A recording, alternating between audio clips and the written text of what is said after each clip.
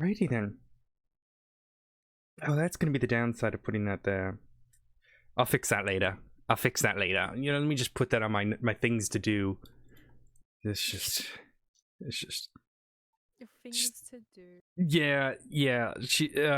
Fuck. Just okay. Hi, chat. Ow. Oh, you can't hear the music. Now you can.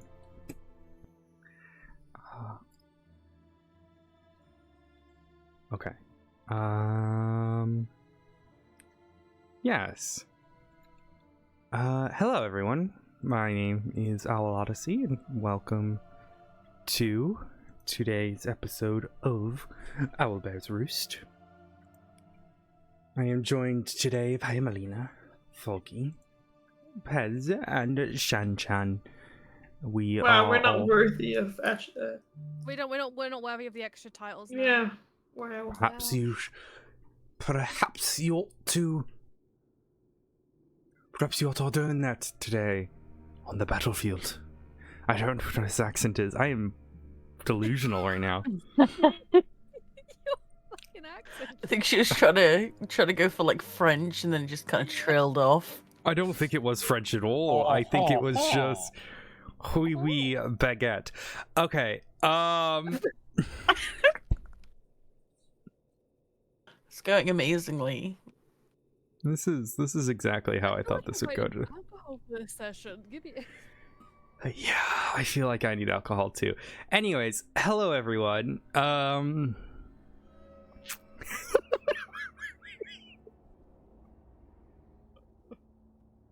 Fuck, where were we? Oh, right. Hello. The start. Okay. Sorry, I just stuck a thing up my nose for the COVID test. And Whoa! just, What? yeah. It just Get some fucking rest. I'm good. I don't have COVID. We're good. Last time on Owlbear's Roost. Well, we didn't have last time, but we had the time before. And there was a bit of a fire, unfortunately, caused by the Horseman. The Crackpat team of Falky, or Grog, and Shan-Chan, or Lavetta, put out the majority of the fire. But, of course, we had the brilliance of Primrose, who chose to punch herself and then cast Hellish Rebuke on herself to put out the fires by setting the snow on fire, nearly dying. Our warlock somehow... It's so sad that she's not here. Yeah, our warlock somehow prevailed. You all kind of find yourself around the smoldering fire. Some of the tents have collapsed, some saved, most of them drenched now. A thin layer of snow falling over everything. You see the group of individuals who are watching the very civilians and such. They all start clapping and thanking you.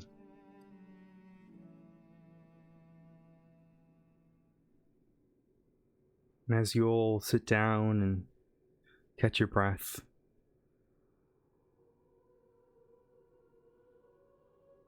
only halfway through your rest, we return to you all.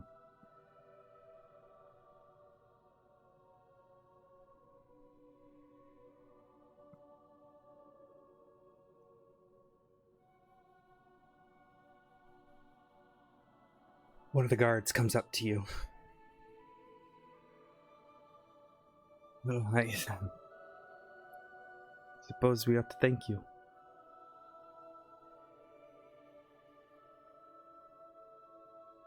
That's Horseman, he returned, and I don't know what we would have done without it, so...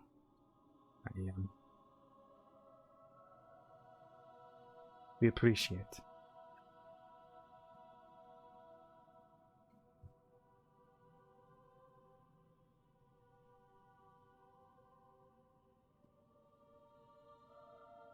Is there anything we can do for you? Please let us know. But I imagine you are all quite tired.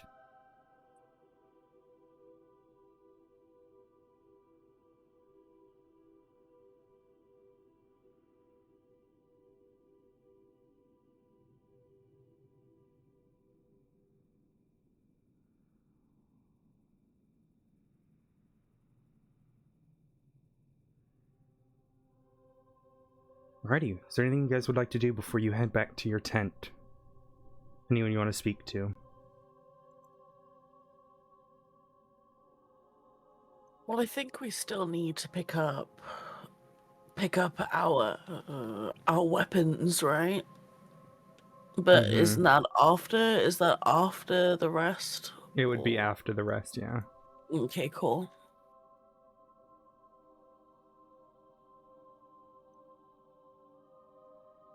Veda just shrugs and looks over to the others.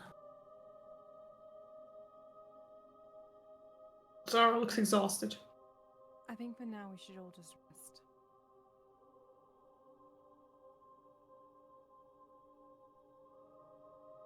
I think that's the best idea.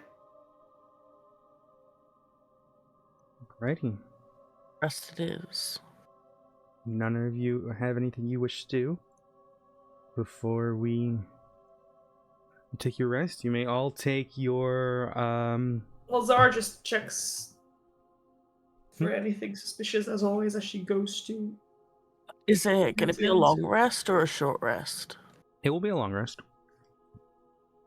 Oh, okay. Okay, then before we rest, I am going to cast Goodberry. Okay. So I've got a pouch of berries in my pocket. Alrighty. Yeah. Easy enough. Zara, go ahead and give me a perception check.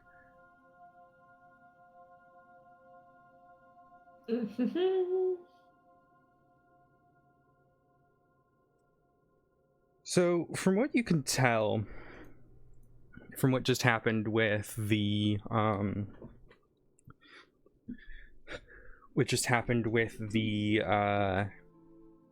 fires, it was likely caused by the Horseman. The fire was very similar, and as you head back to your bed, you start to notice that the morale of the townsfolk is steadily getting worse.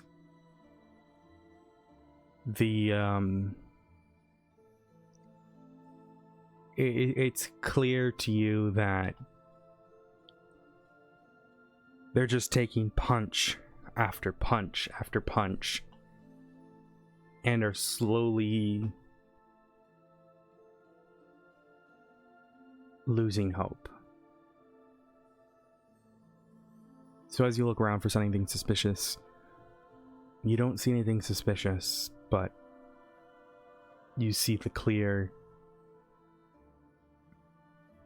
hopelessness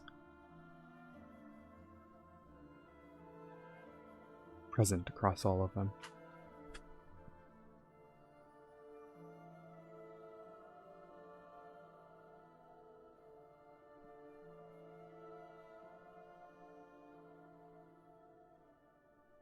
Zara takes it in Okay.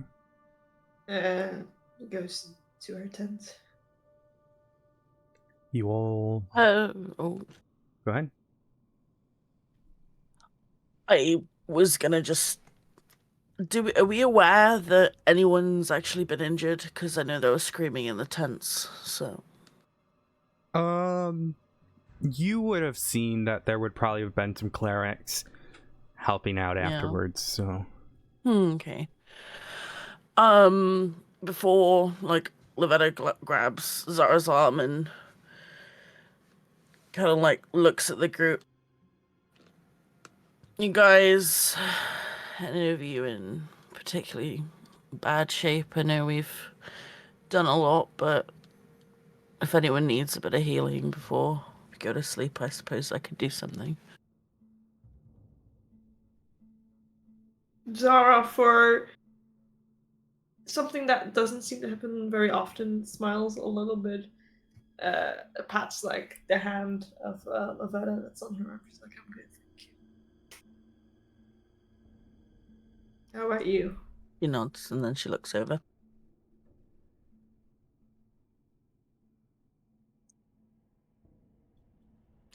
Aflia? Graf? I'm fine.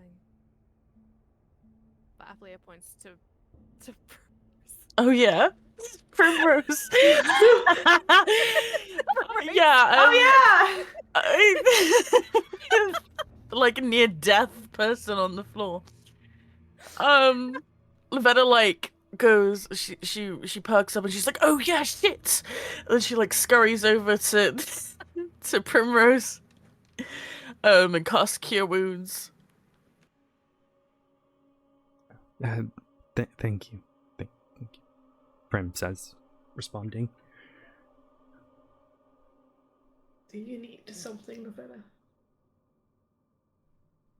Me? No. I'm good. And she just like looks at the ground and shrugs.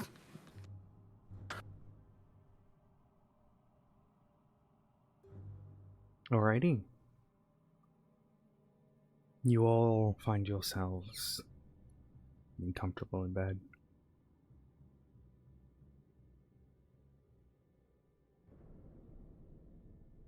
At this point, you definitely are beginning to smell a bit, but it's not too bad. You probably see a bath at some point. The soot from the fire not helping.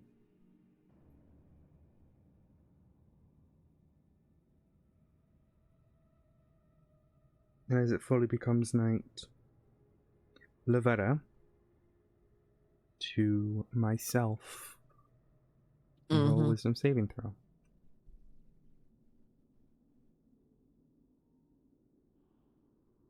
Okay. Lavetta, you feel restless throughout the night.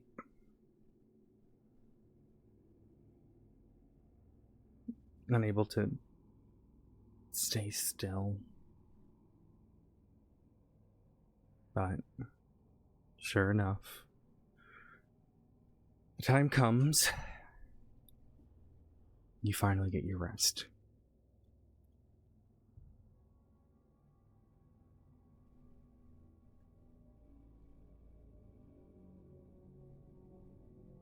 You all wake up. The day slower. People picking up the remnants of what was once their home.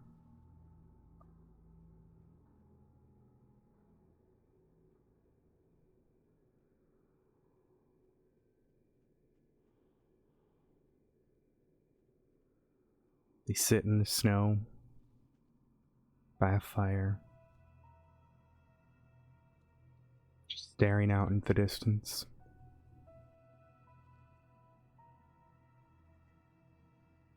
Hopelessness lost.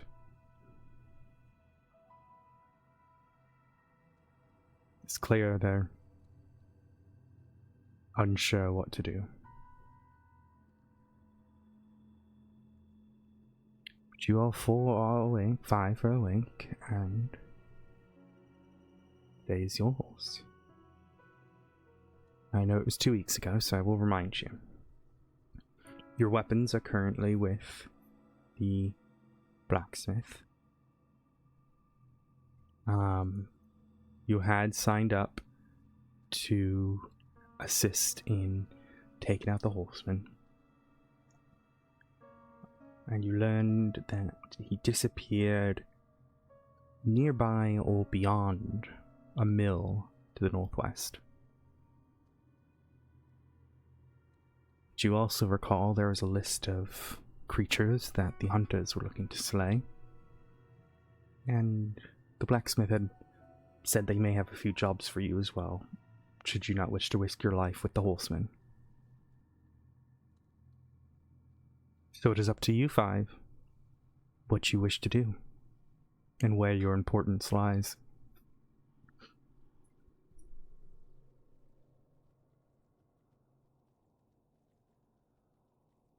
Zara checks her things after she wakes up. Wait, we have her things, right?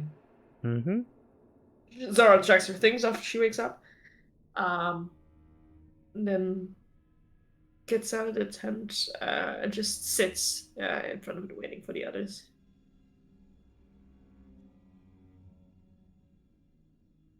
Veda follows Valinda in tow, and then just kind of sits outside. Not really next to her, but just kind of like, you know, in proximity. You know, we should probably get our weapons at some point. I think that would probably be a thing. Yeah. Yeah. Do you feel better with them on my person?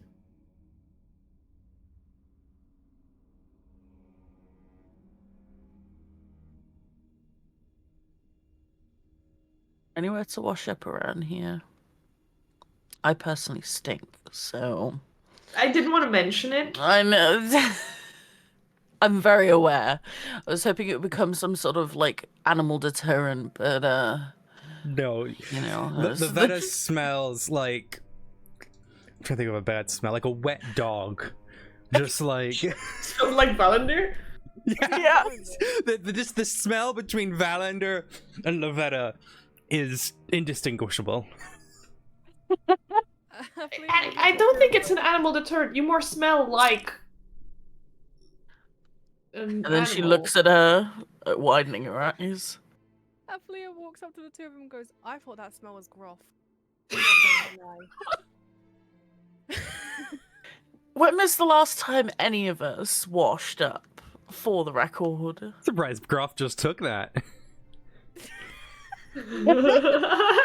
He's muted. I don't know if he knows he's muted. I'm not muted. Groff just... He's zoned out right now. He's still Fair trying enough. to comprehend what a berry is.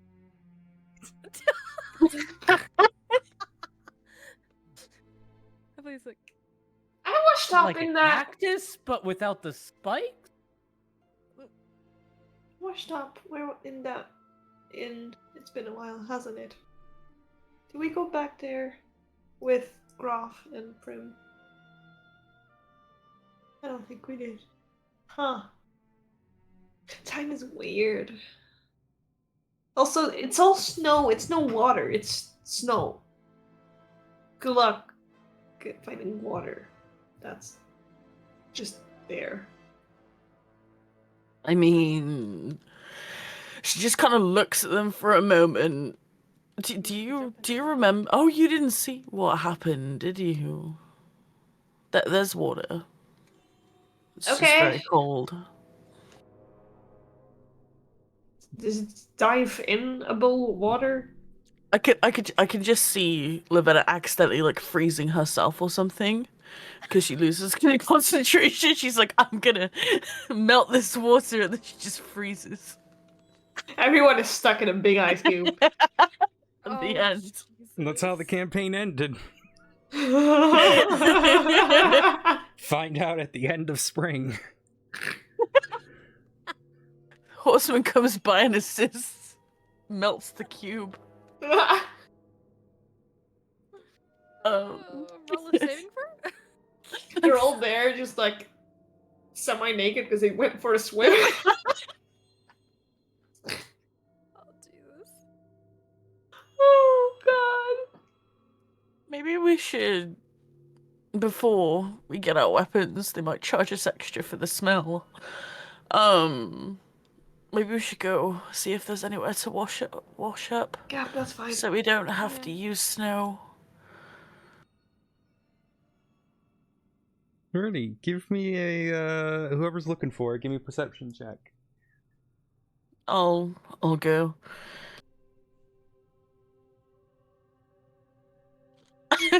That's to me, Okay. but yeah, you. Yeah.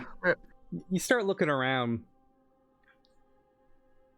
because it probably would have been investigation, but it's all right. You start looking around, and you. It's becoming more and more apparent as you start kind of looking around. You start asking around. No one's really clean here. You recall them And yet saying Lavetta that... stands out with her smell when no one else is clean. The dog smell being intensified. Mm-hmm. Okay. Druids smell like wet dog when Okay. I'll remember that.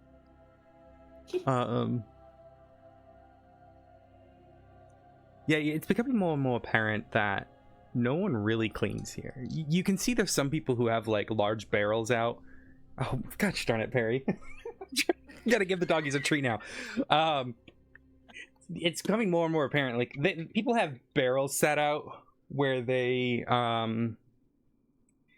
collecting snow and then or maybe scooping it up and putting it in like on a fire to get fresh water. But in terms of like bathhouses or something like that, no one's really clean. You do notice. No, actually, no. With the 6, no. You do a 6? Yeah. Yeah. Yeah. That's about all you could find right now. Just sadness.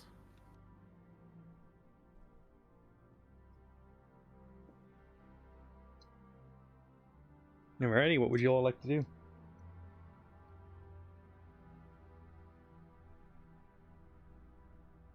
What would Team Toast like to do today? Oh god. Oh god, I forgot about that. Yep. Hey, we have a logo now. It's a thing. It's true. Well, Lead the I way. then think we should get our weapons and focus on this horseman bullshit. Alrighty. What dog it is? Should we just, if the horseman is fire and you smell like a wet dog, should we just throw you at it and see if it gets like Listen, I have already been used as a druid sprinkler. Once. Many times. What if we just do it again? He's fire, you're water. It's great. Perfect shower. Listen, I am not squirting on the headless horseman.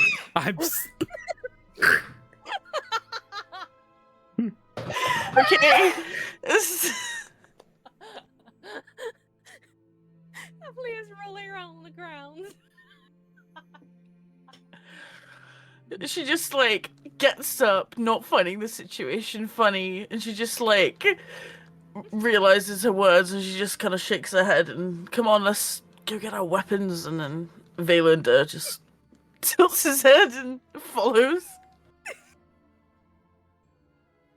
She's kind of in a mood now. What kind of mood? Wait. No! In a bad mood. She's in a bad mood. Listen, the entire party has been soaked from the snow. Zara is looking at From the the- in a whole different way. I'm not a Was that tiefling. always- What the? What is that supposed to mean? Excuse me, I take offense to that. I said out of character. I take my- offense to that. You guys, there's some Okay, there's some okay, yeah. you guys got some issues to kind of work through here. It seems. Issues I wasn't Oh, no, aware those about. sound What like- the fuck? Those sound like some good solutions. Oh no. Solutions. Oh no. I'm Oh, sorry, we're no. out of tentacles. Okay, I threw them to the dogs. No, well, never mind then. She's no longer looking at Lovetta. Who knew that the tentacles is what keeps her tame? They're just saying something. Regardless, you head Wow. to the blacksmith, and you see the little kid, not more than 10 years old, sat on the kind of porch of the blacksmith place, and he's sitting on a little rocking chair, his little feet kicking out from under him, and in his like lap are all your weapons. He's kind of just rocking back and forth, kicking his feet. As he sees you approach, he looks up and a little grin. He's like, "Oh, here you go. Father was up all night, so I promised him I would sit out here and wait for you all."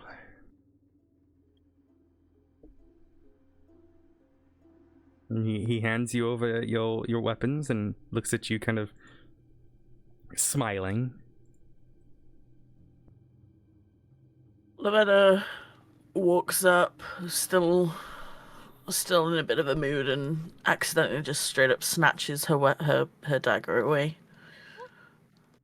But then she turns around and says thanks, not smiling. Of course. I think your dog needs a bath. He smells really bad. We know!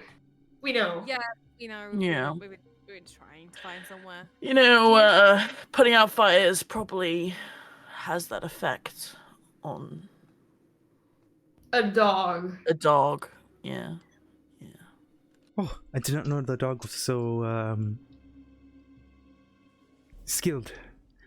Well, here you go. It's very skilled. Mhm. Well, here you go. First-hand experiences. You get your 2 short swords back, and Paz, I believe you just got your hand axes done, right? Yes. Alrighty, you guys can all mark those as silver. Alright, and it's just the name that oh shit, whoop.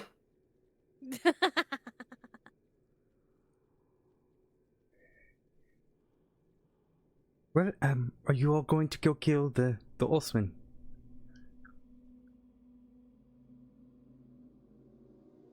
He's been That's the very plan!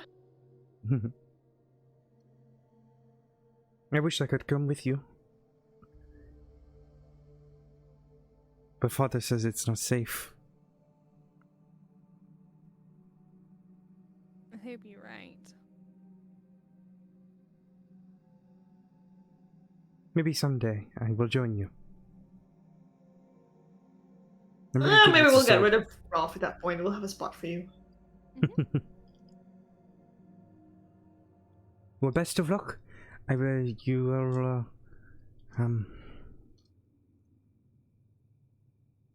drain out the day out there. I know Father is very hopeful that you can stop this problem. Yeah, not dying would be preferable. Thank you. Alrighty, you all have your weapons. Is there anything else you would like to do before you set out of town? I'm kind of slightly, like, conscientious of time here, so, because I know some people have to leave, so. Yeah, I don't think Zara wants to do anything in particular. Anyone else have any plans in the city that they're in the settlement before? No, Yeah. apart from eating, having food and stuff. No. Okay. Yeah, we'll say that you easily go and collect your food for the day and get all your weapons out. So, just to confirm, you are all going after the Horseman. Yeah? Yep. Alrighty.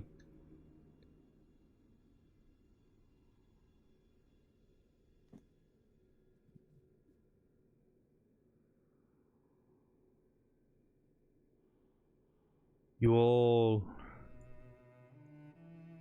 set out. The large gates creaking open.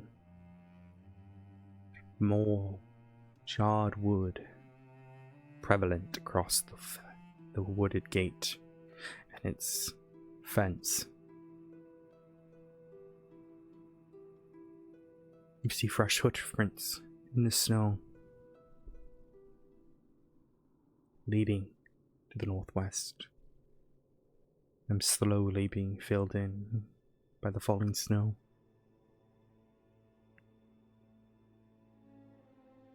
As you make your way through the field, your feet crunching in the snow. Grim, dark sky, ever prevalent. You know it to be the morning, yet it feels grim.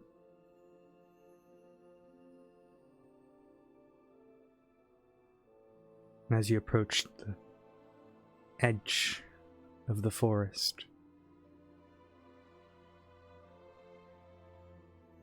the shadows twisting, the branches warped,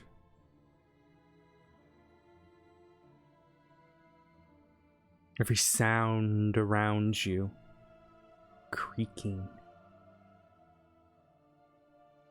causing you to jolt your head to look.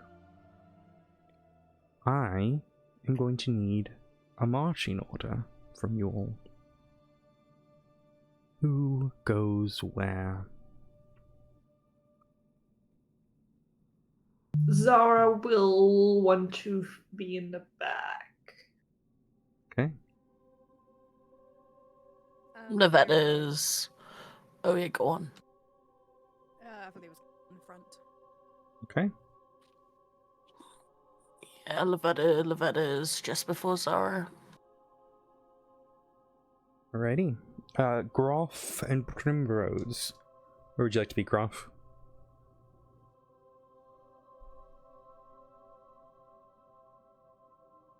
Like above, like not quite the first person, but just behind the first. Okay, they'll put Prim in the center then. Althea and Zara, can I get perception checks from you both as you are kind of scanning the horizon as you slowly make your way northwest? Yeah. You continue walking forward, and there's a clearing. This appears to be like a frozen pond. Some decayed buildings here in the edge of the forest.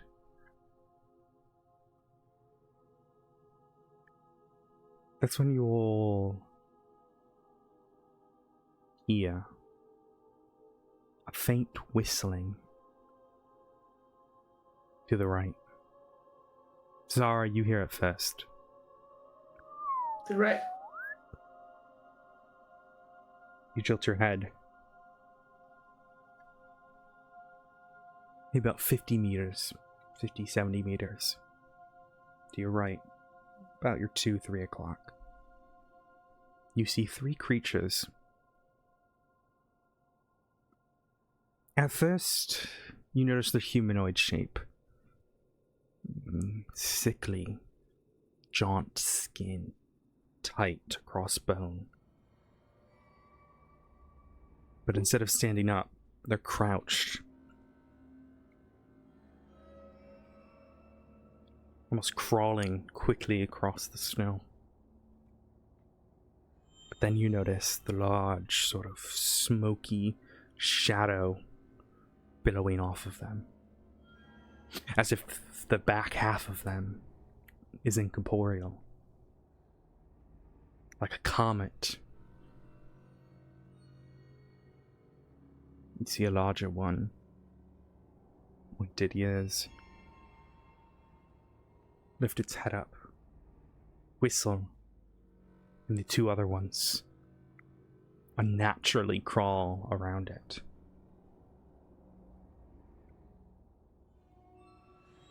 What would you wish to do, Zara, as you are the only one who has seen these so far? I immediately alert the others. I tell them to stop. She grabs her short swords immediately. Okay. What would the rest like to do? You all going to try to hide or prepare for fight? Maybe. I mean, if they haven't seen us, maybe we should just watch for now. Veda chooses to hide. As she does draw her shield though.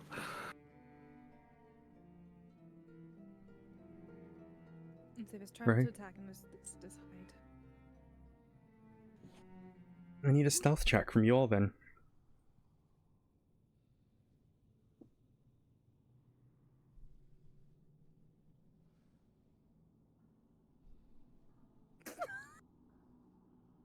Oh, Nice.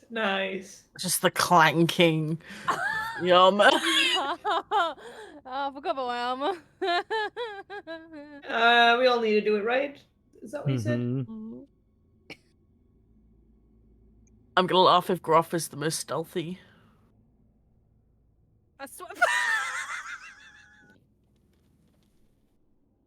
And then Groff, you should have access to Primrose's thing if you want to roll for that.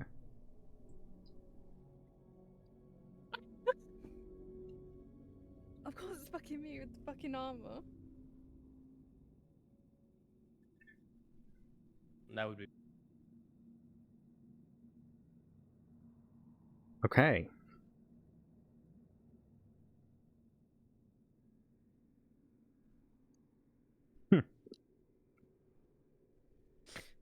I don't like that laugh.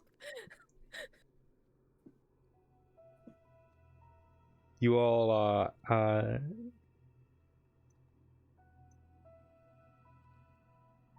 making your way through snow, and Azara puts out her hand to quiet you all. It's a tense sort of moment across you all as you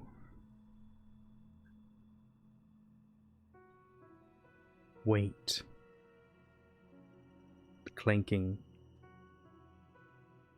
of Alfia's armor. You see one of the heads of these creatures pops up, tilts its head like a dog, Don't be Waiting. suspicious. listening.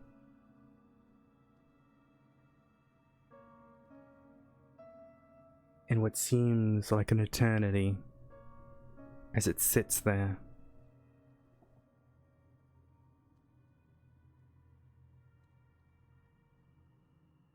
The one in front whistles again, and they continue onward.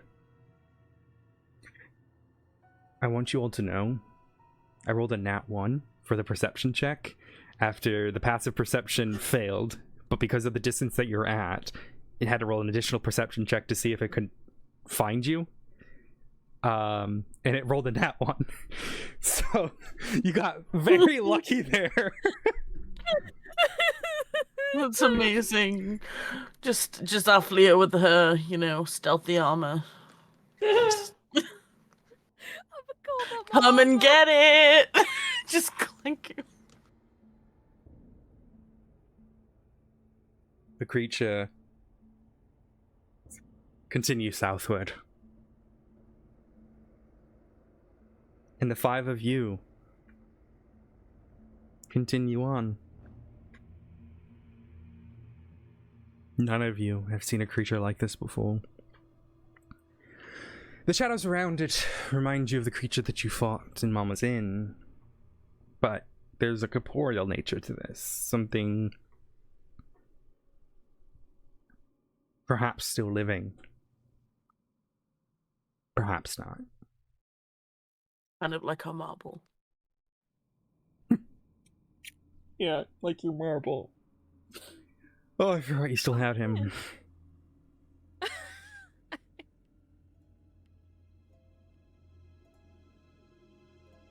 You all continue pushing on.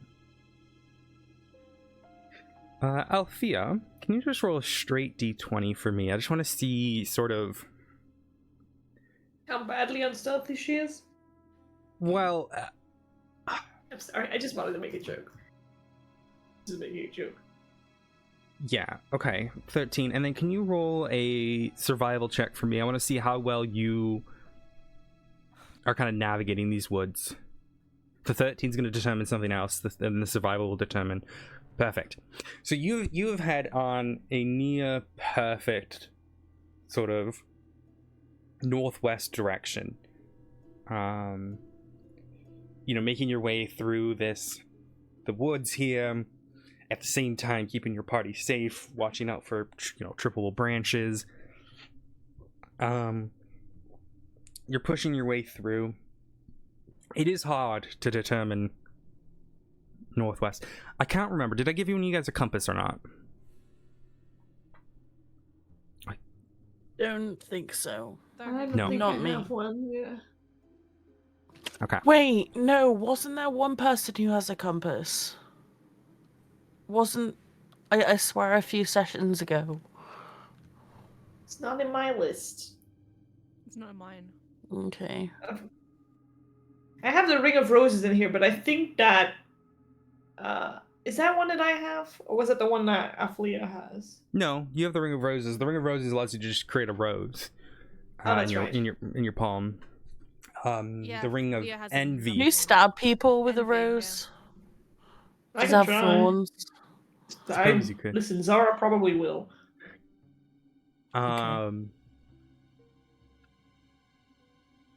Right. So with that in mind, with no compass, but Pez's or Althea's sort of survival knack for pushing her way through these woods, you come from snow. You know how to sort of navigate yourself through cloudy days and maintaining a sort of straight on. You come out what you suspect to be exactly northwest.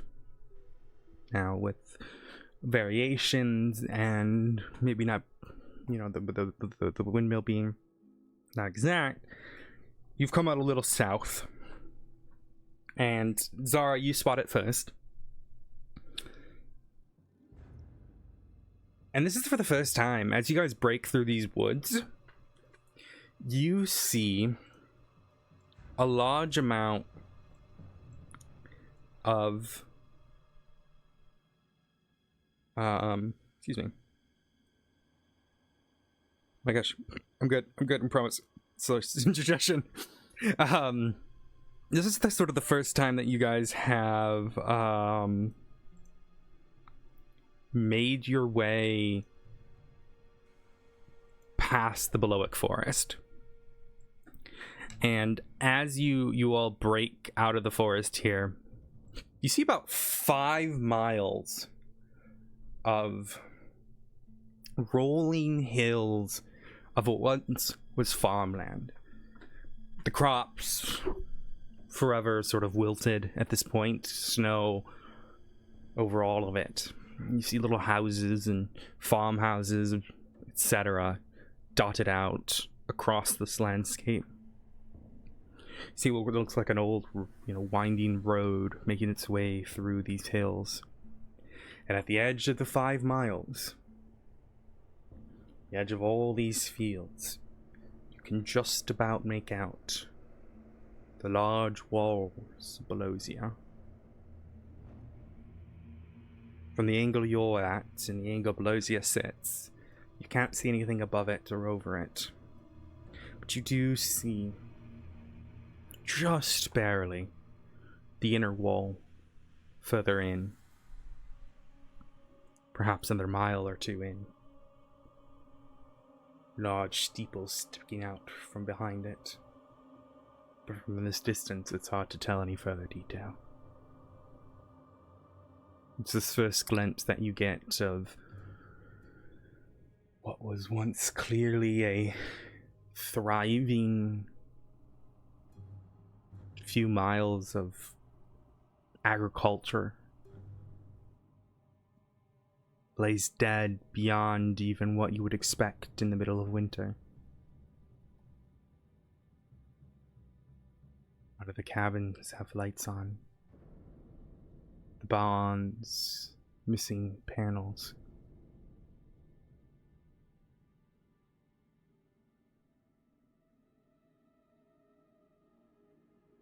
You look to the northeast. You see a large windmill. No more than a quarter of a mile out from where you're at. The large blades spinning. The fabric on it is tattered, but clearly patched in some regard. And it blows with the snow ever slowly. You see a collection of barns and farmhouses sort of clustered around the mill itself.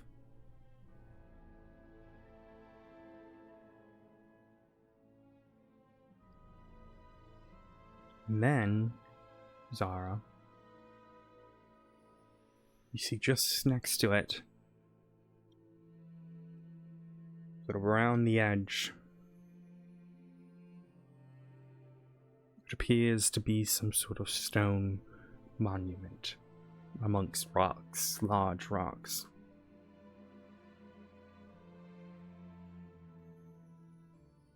Do I know if it's like a thing that was always there, like known for Belosia? From this distance, no, you wouldn't be able to tell. Zara squints a little bit, looks in the direction, trying to see, is it a stone? Is it a figure? Alright, go ahead and give me a perception check.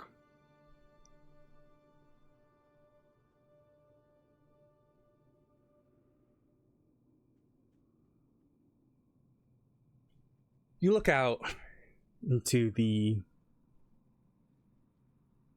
stone figure. It appears to be a stone statue. But what you do notice is something moving around it.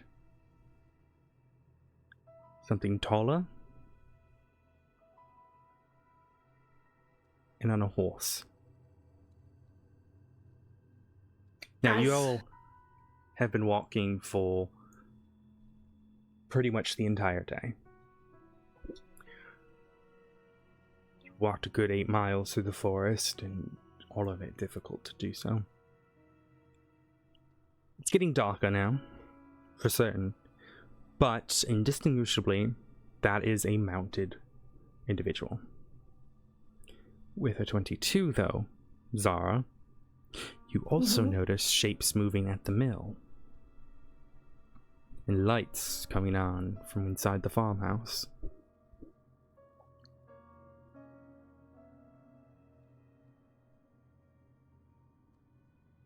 I'm like, guys, I point towards the stone thing. I'm like, there's something there, but there's also something. And where is the mill? Is it like in the same direction, the other way? So they're both kind of in the they're both next to each other, but the statue with the horse riding individual is just a little bit further, and you, if you weren't so keen-eyed as you are and observant as you are, you easily could have seen, not seen the rocks and the where the horse individual was, and only seen the mill. Right. Okay, then I first say like, okay, there's something there at the mill. You can see the lights, but hey, guys, look a little bit. If you look like to the left, further down, I see something on a horse moving around there.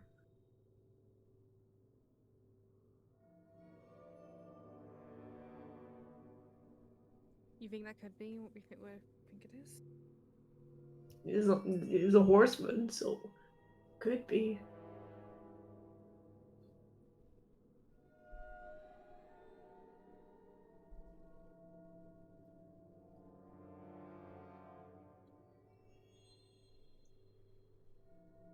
question is how do we get?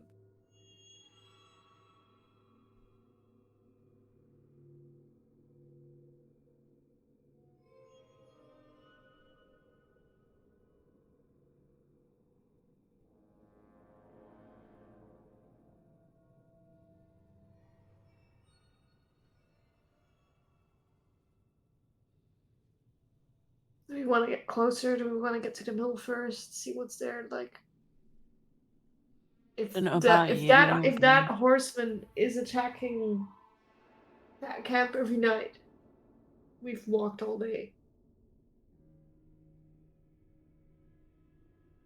Don't know about you, but I don't fancy running, albeit the phrasing, headfirst into something we're I not agree. prepared for. So I'd rather look around first, maybe get some rest.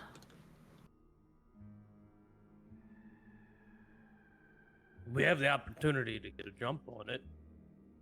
It'd still be the most preferable option. That's true. There's no use getting a jump on anything if we don't know what we're dealing with. Plus, we don't know what's in the building there.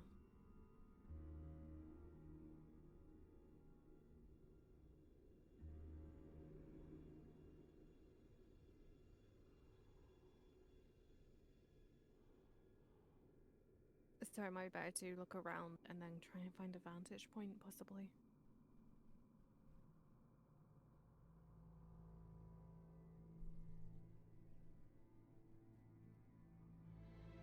Nevada looks at Groff and just kind of shrugs.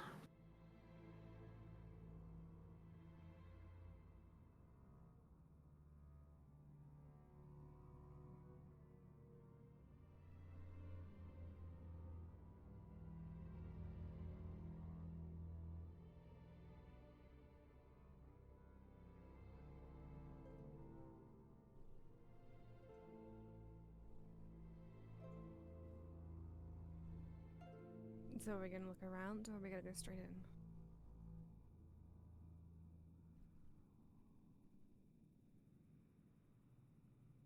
I say both. Both? We look around as we go straight in. True. Let's maybe just get a little bit closer and look around. And if we don't see anything and, nothing that we can use to our advantage and it's taking too long, then we just go straight in. How about that? Nevada nods and perks up for a minute. Did any of you remember the Horseman leaving tracks last time?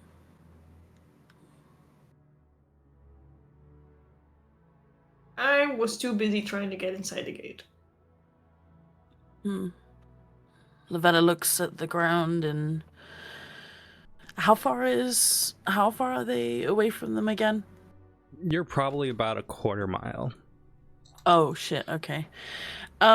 Which is she looks like as she's walking, can she look at the ground, see if there's any like tracks or anything? Give me a like survival that? check.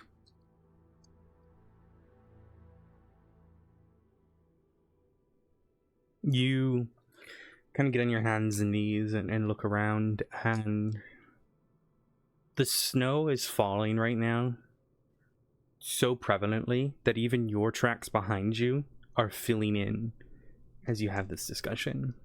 Any tracks that would have made their way back towards that statue and where that mounted combatant is, completely filled in.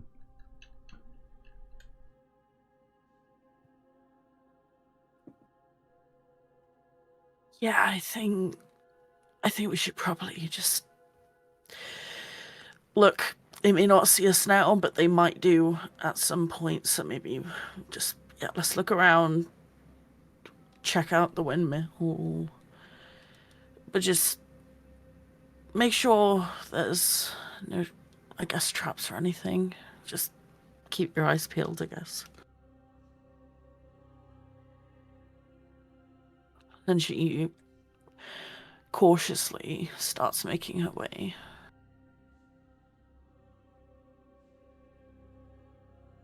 Are you guys making your way towards the statue or towards the mill? I was gonna reference the mill, but you know, I'm waiting for other people.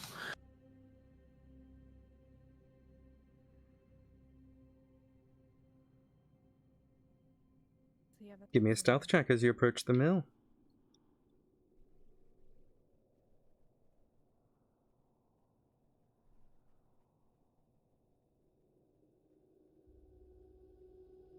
You make your way closer to the mill, Lavetta.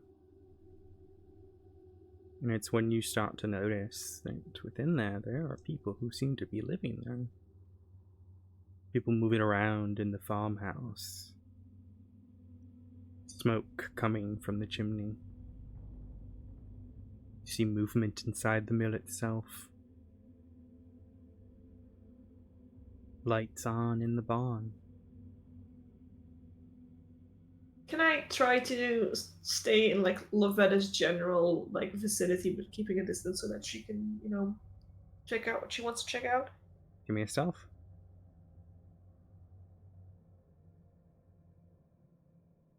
Okay. Alrighty.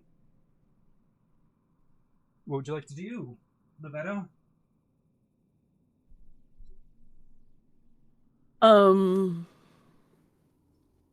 Well, I what kind of options are there in this case? It's D&D. There are no options. You tell me what you want to do. Okay. The only options that you're limited to is the limits of your creativity, my dear. Oh God. Okay. So I have to make a decision. That's fine.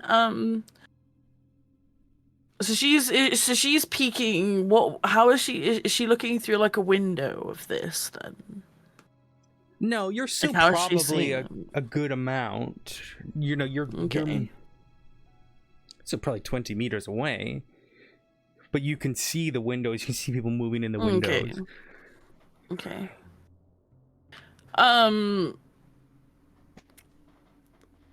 Okay, she's gonna return to the group then and tell them what she's seen.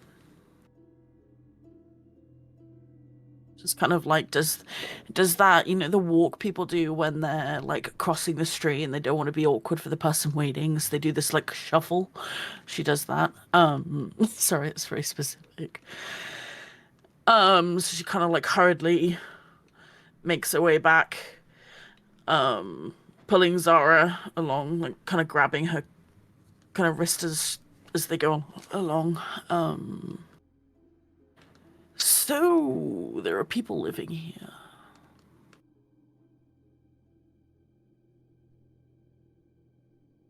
We gonna make their acquaintance, or are we gonna? What do you guys want to do? Zara also takes a look, tries to see. Does she see the people that seem to be living there? Do they seem like normal people? Nothing. What does normal people mean? What do you mean by that? Not like you. I'm kidding. I mean, like, there's nothing like on their skin being like, oh, hey, they're cursed or they're undead or there's something. You know, From their this house distance. seems a general thing. Oh yeah, they're too far away. Yeah, from this distance. Oh yeah, it's the possible. distance. You can give you a disadvantage perception check, but I doubt you're going to be, you know, the DC's so high. I don't trust the idea that these people just live in a random mill next to a city that we've been told that's been like wiped and overrun by monsters always.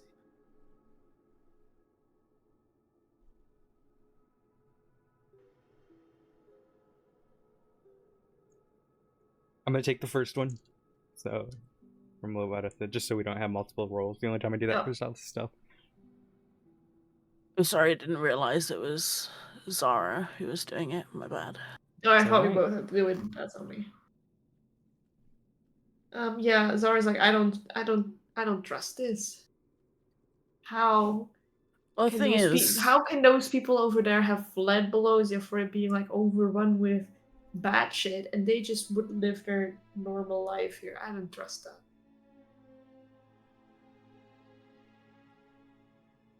that is true. But at the same time, they might have, if they're getting attacked constantly, they might have some information on. From what we can tell, does the mill look like just in good shape?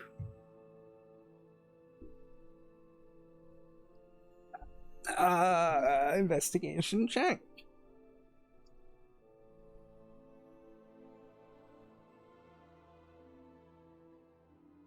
Define good shape. Does it look like it has been recently attacked and repeatedly attacked?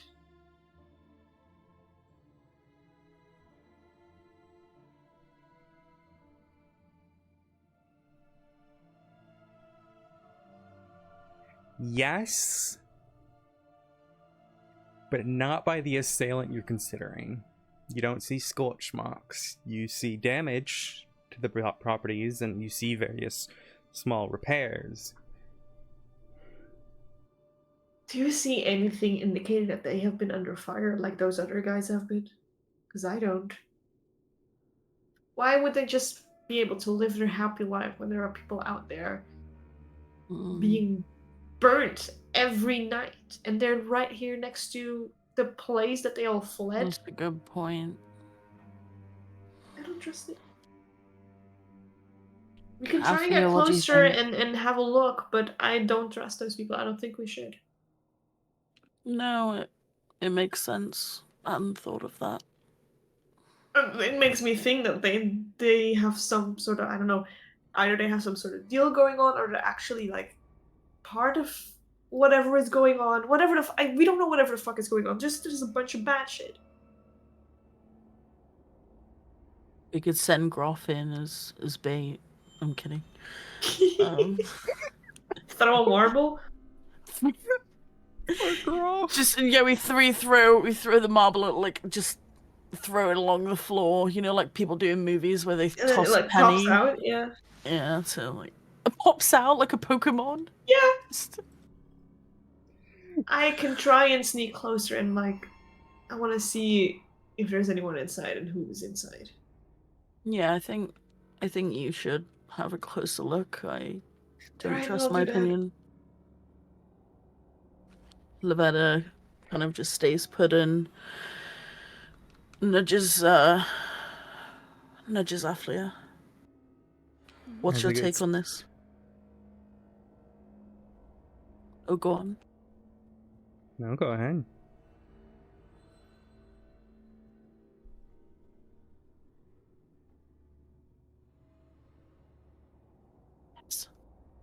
Wait, what do you want me to do? Oh, I was just asking Aflia's stance on the situation.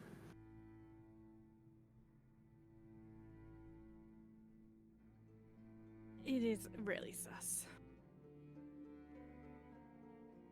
Zara, in the meantime, already starts sneaking closer.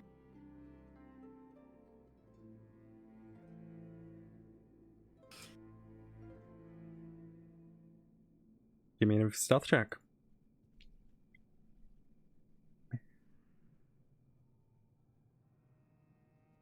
You make your way closer,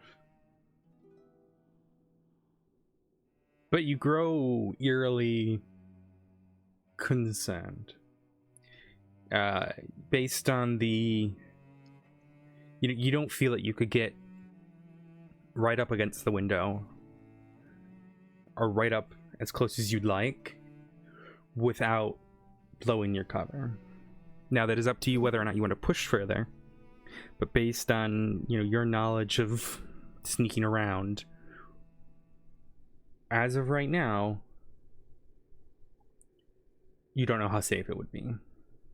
From where I still feel relatively safe, can I see if there's like people or creatures inside? Give me a perception check.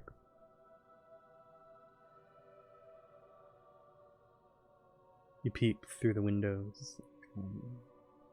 Shadows pass across them. People seem to be normal. Living. I only see the shadows. No, yeah. What I'm saying is, the light flickers as someone passes between the fire and the window, and Okay. as you look in, you see some people sitting around. From what you can tell, they seem to be living human beings, as well as half-elves, elves, dwarves. There's a bunch of people, okay. Yeah. Inside the building,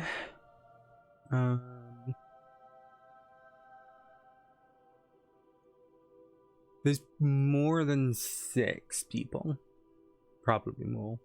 You can Okay, also yeah, see then, some people moving around in the barn. Yeah, then Zara will not push her luck and go back to Okay. Lavetta. A lot of people in there. All kinds of people. From what I could tell how close I got, they seem normal, but I still don't trust it. Well, if we take the risk, there's more of them than us. So it's a question of whether we're safer out of here or safer I mean, than we can approach, I guess, and see what they are and see what they have to say. I just wouldn't really. What's I would our be very what would our careful about reasoning what comes out of their mouth. what would our reasoning be for being there? What's Being up? in the middle of a snowstorm, Mm-hmm. seeing a building with light. Groff, what do you think? He scratches the back of his head. I think we just need to go in there. Okay. Shocking. All right, you Lavetta guys headed nods into the and- mill yeah, or they're towards the heading. statue. All right. Are you stealthily making your way there, or just casually walking towards? Zara will try to be stealthy. She doesn't tell the others what Stealth to check. do. Yeah.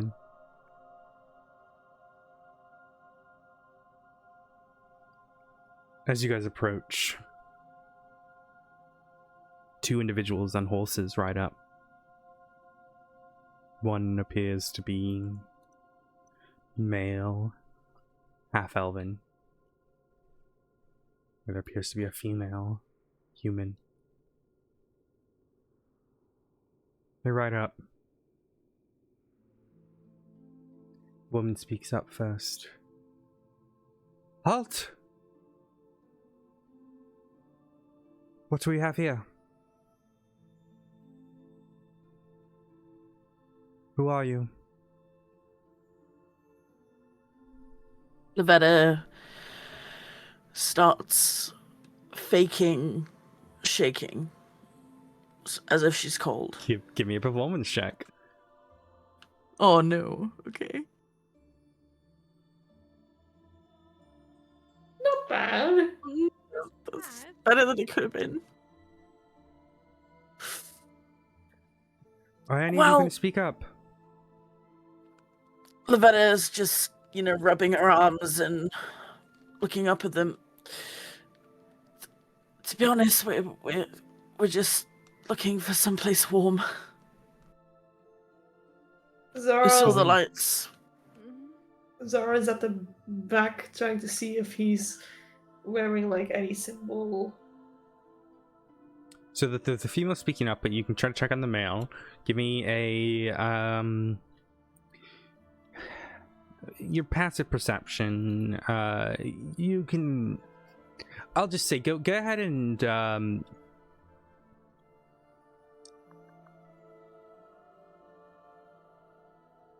yeah, give me an investigation check. Nice.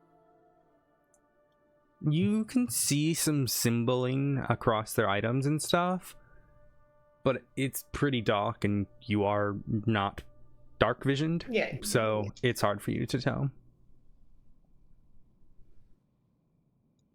Well, you aren't going to find it here. We already have guests as of now, and our rooms are quite up, especially with the company that you keep there. And she looks over at Graf and Elfia.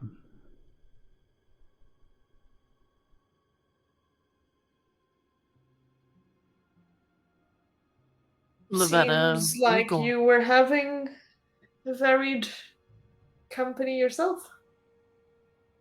So what's the problem?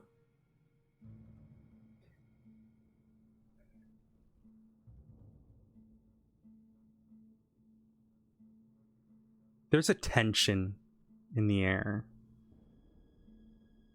It's very clear across all of them that they're nervous.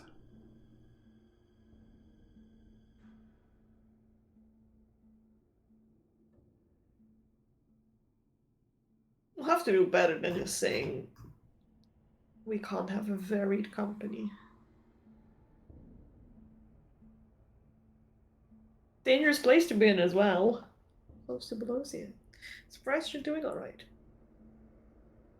The woman leans back and whispers something to the male. Zara, are you watching? Yes. You are able to read her lips. To which she says, "Go get Elder Price. He'll know what to do." No, you can handle it yourself, huh? You're a big girl. She looks over at you. You're snapping her head. What magic is this?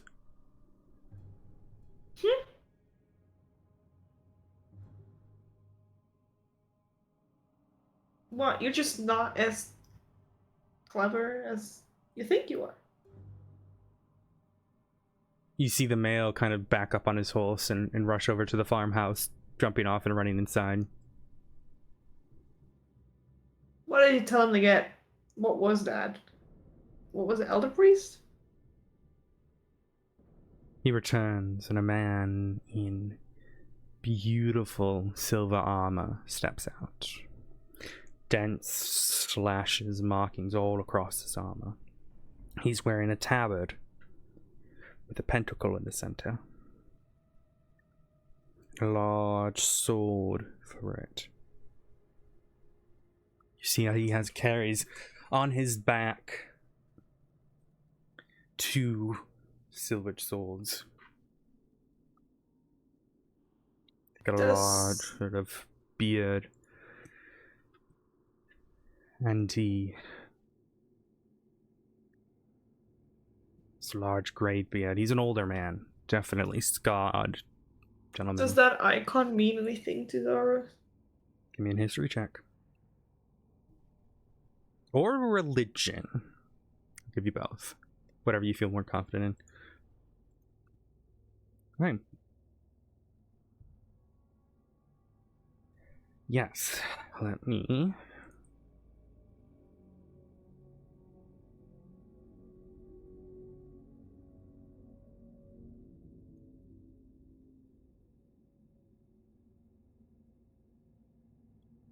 You are aware.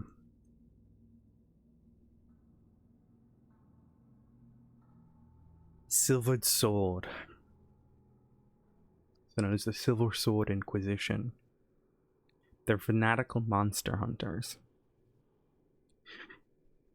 You see, kind of, as he has this sword across his tabard. What you remember of the sword is that they are self-arbiters of evil. You know, they worship some gods, specifically an old warrior god, and Lady Justice, or Phoenix. With a 16, you would also know that the oldest of the group is who takes the helm and takes the title Elder.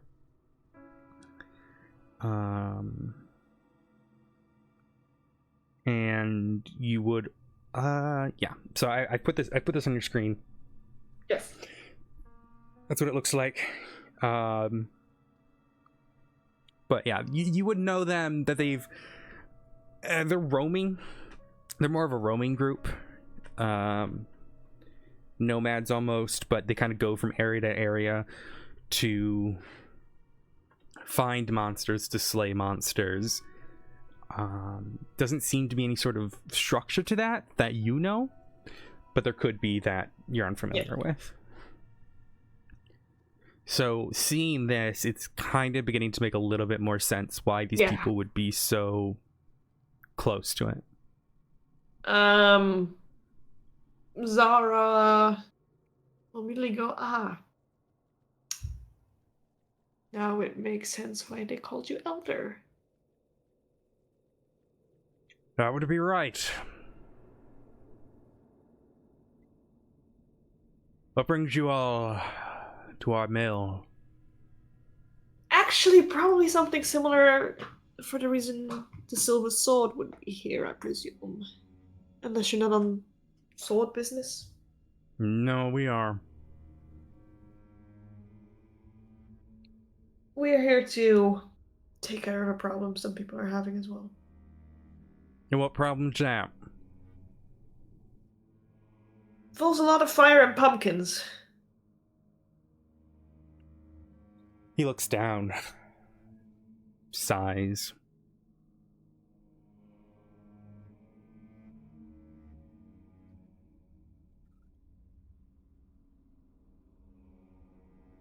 Our neighbor.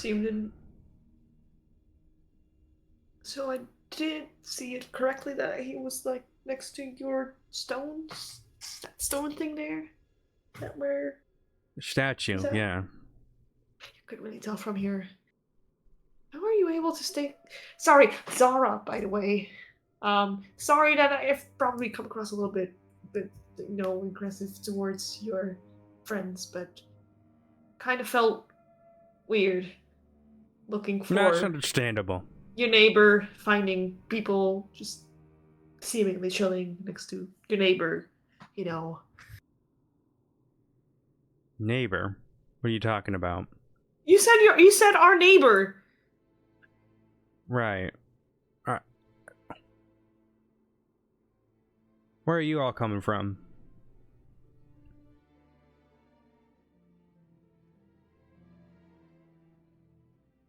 Just got here. Groff shrugs.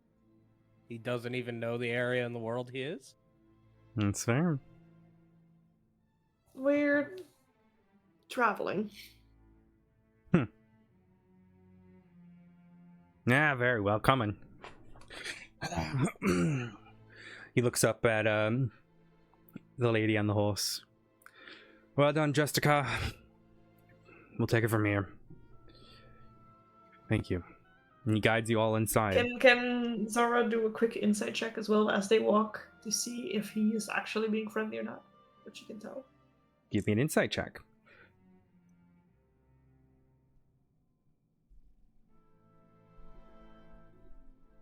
You studying his behavior and his patterns.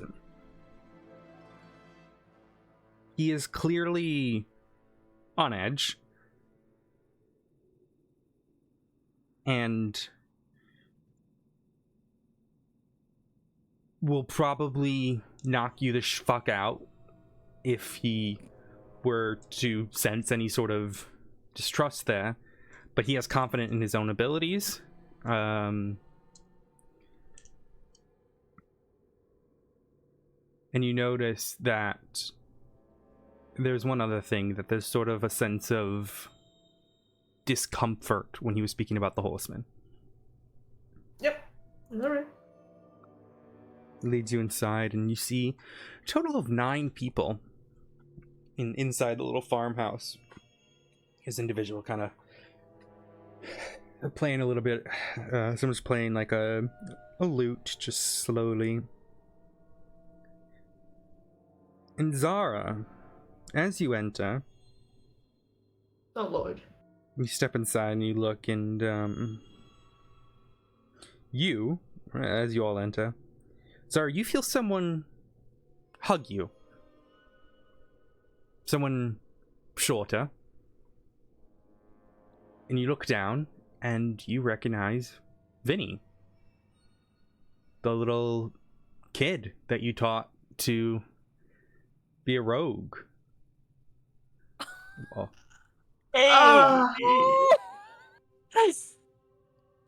Hey, buddy. Oh, plot twist. Oh my goodness. What are you doing so far from home? Well, Mum and I, we were going to Belosia. Mum got hurt, so these nice people saved us. But we're just kind of staying here until we can go all the way to the city. I've been doing what you said. And you see him pull open like a little pouch in his bag, and he's just got like a bunch of just random trinkets and stuff. Some have like the Silver Sword logo on it, like rings and coins. Right. Zara, Lavetta arches her eyebrow, overhearing the conversation. I can't think of the word right now in English, holy fuck. She, drops down a bit, squats, that's it. And she sees a little, a couple of the sword symbols, like, hey, if you ever remember, okay, another tip for you, Vinny, okay? She whispers to him, if you ever, get one of, those, and she points to, like, the swords, if you ever get one of those, just, it's gonna be... If you grab it at not the pointy bit, okay? Then you can protect you and your mom. Pointy bit goes to the other side. You know that, right, Vinny? I know how to use a sword. Good. I mean, listen, I didn't expect to see you here. You survived this far. I'm just making sure. Well, gotta do what you gotta do. Exactly. You've been very successful. I just hope Mom's okay. Is she here? She's in the barn. Being taken care of. Well, maybe go check on her later. Yeah. Okay, I will. She stands back up, wipes her pants and stands a bit straighter as she looks at Elder Price. Well, I'll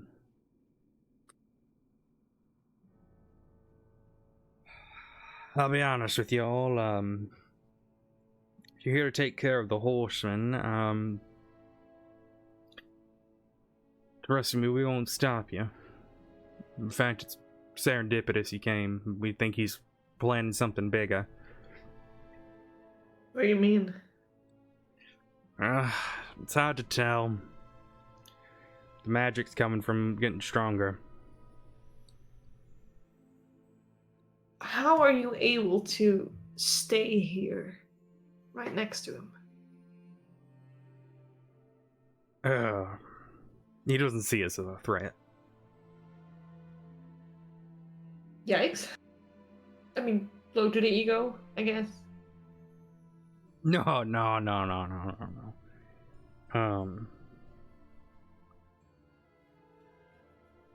Yeah, you know what? It's not relevant. Can lot of Lavetta do our- an insight check? Yeah, go ahead. On that, see if... He's not telling the truth. I mean, he is, but he isn't. What he said is inherently truthful, but it's not the full truth. Okay. Why wouldn't he see you as a threat? Because he sees apparently those other defenseless people as a threat. What defenseless people? He likes to burn people, seems. Where? I Lavetta thought no one made it out of nudges. here. I don't really know where I am, not gonna lie. So I couldn't tell you. You're in Belosia. As far as we can tell, no Bullshit, one well, lives just- here it's- anymore. Well, the people had to go somewhere. They didn't just all die. Well, from what we can tell, they... Look, From what you could tell, what? good number of our men right now, men and women, are out in Belosia doing a little scouting mission. Good more of them are hurt, unfortunately. There's not a whole lot of us at the moment, but Why are you here if it's not to fight? oh, we're here to Headless fight. over there. You see, we can't go over there to fight them. You see, that's our it's sacred ground for us now. I'd call it Why? a burial ground, but it's technically not. We don't bury our dead, but it is where we honor them. And we can't fight people on there.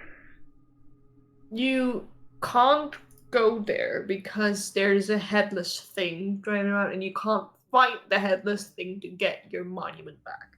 Is that what it is? Yeah, we can't fight at our burial grounds. That's against our code. You know how it is.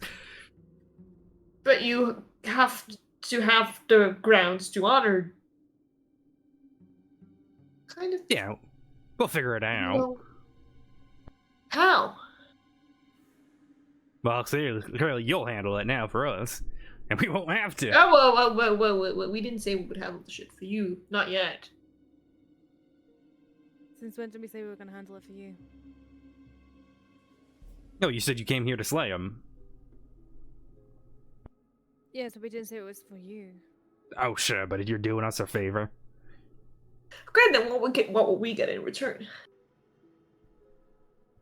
Yeah. We do you a favor.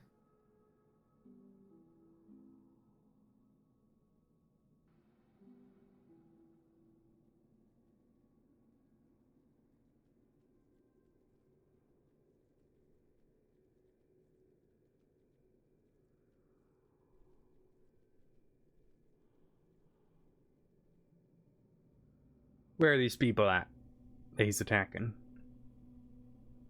Like I said, I don't really know. I'm not from this area. But We you know just- they exist. Well, yeah, we passed by, but I honestly can't say in which direction that will be now. Is it a By settlement? people, we mean corpses. They were people. And then she looks at him straight in the eye. Not intimidating though, just I know, he's still rolling an gauging insight check his against you. face. Oh. Do I have to do one as well? No, it'll be Okay. against. We can give me a deception check. Oh god, okay.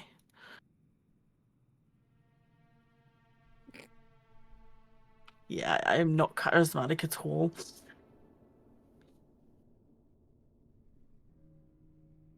I mean, why would there still be people after pumpkins and fire, huh?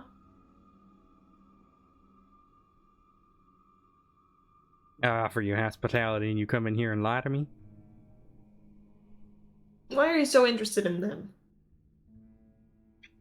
I'm willing. Weren't you here to slay beings? Yes, and I'm willing. If it's a settlement of some sorts, offering my swords to protect them. Insight check? Give me an insight check.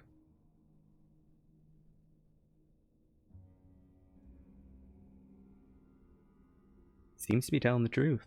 That part.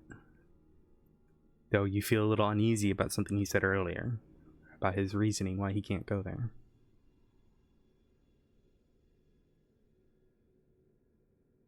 Well, you could be able to help them now if you helped us go after Headless. We can't. I'm telling you that. Would you be able to if it came to the mill? It's true.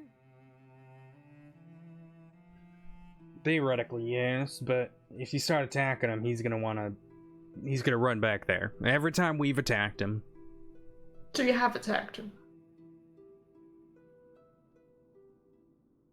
Yeah, totally. Can I tell if he's telling the truth or not again? Insight check. I feel like everyone's just looking at each other with just all sus faces. It's like the Spider-Man meme. Yeah. You're lying! No, you're lying! He's lying. Acting. Yeah. God, I don't want to share the story how the sword has fallen.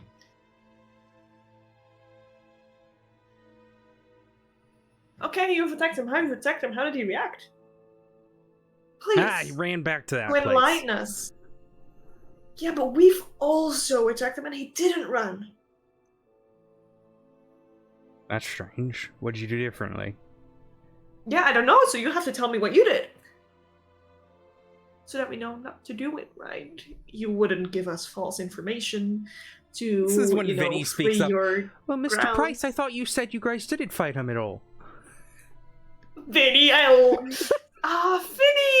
Vinny is very smart. Ella Price, are you lying to a child? I pat Vinny's head. Are you lying to a child, Elder Price? No. Look,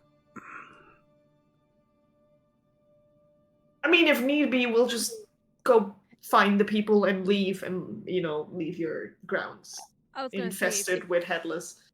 I'll say if you're not lying to Vinny, then you're lying to us. So who are you? So are you telling the truth or not? his power is tied to that area. To your grounds. To the statue, yes.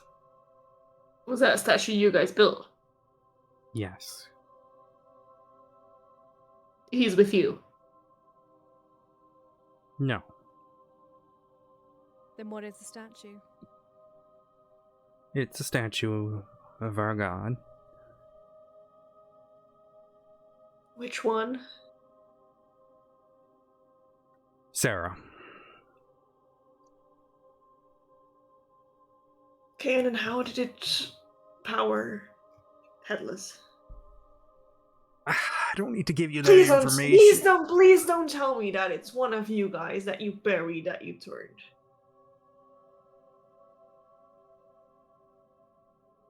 Technically, we didn't bury him. We don't bury our dead for a very specific So it's reason. one of yours that was turned.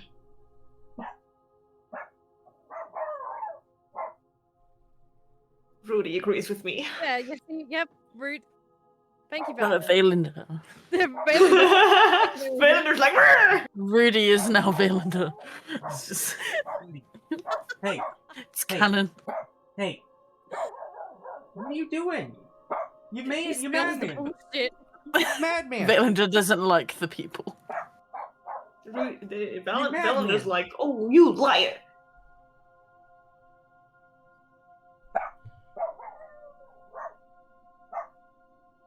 Yes. Yes, he was one of us. How? And you can't find him because he is one of yours, and you can't find your own. Is that what it is? What happening? Correct. We're not allowed to fight alone. And that's Okay, why he's not everyone coming tell after me us. how that happened. We don't know. We burn our dead for a very particular reason, and that's so this shit can't happen. We just can't get to him in time. There was a fight, and Is that why he's not attacking you? Because he's recognizing you guys. he can. Because he's sworn to the same thing you are. So really, we could use you guys as a meat shield. Even in death, he is sworn to the same oath. Yes. But Weak. So why don't you come with us? Gruff can carry at least one person. Maybe just- two. You could Three. use. what are we gonna do? Yeah. We can't fight him. use you as You a would be- shield. You would be our pillars. He cannot attack We could you. hide. Yeah, and behind leave you. the defenseless in our barn, the injured, and this poor child here and his mother. Yeah, I Oh, ain't we only doing that. need one of you. Maybe two. I can't spare We've got any a of bunch of them. people. He's not a problem to us because he's not attacking us. Oh, Now he's my- a problem to you. He's one of you. Do you know what it would mean if people knew that the mighty Silver Sword create monsters? We didn't create him. Let me make that very clear. Irvine's... You know how, news travels? His name is It could Irvine. travel really fast. He, Irvine. Oh.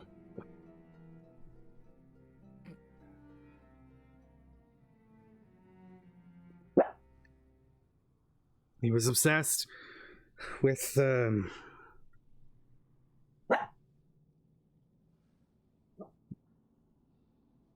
learning, I suppose. Hated creatures of the hells, mainly, but... he did learn of his prophecies, and became obsessive over them. He kind of always volunteered to defend the statue. Constantly afraid that the dead that would rise.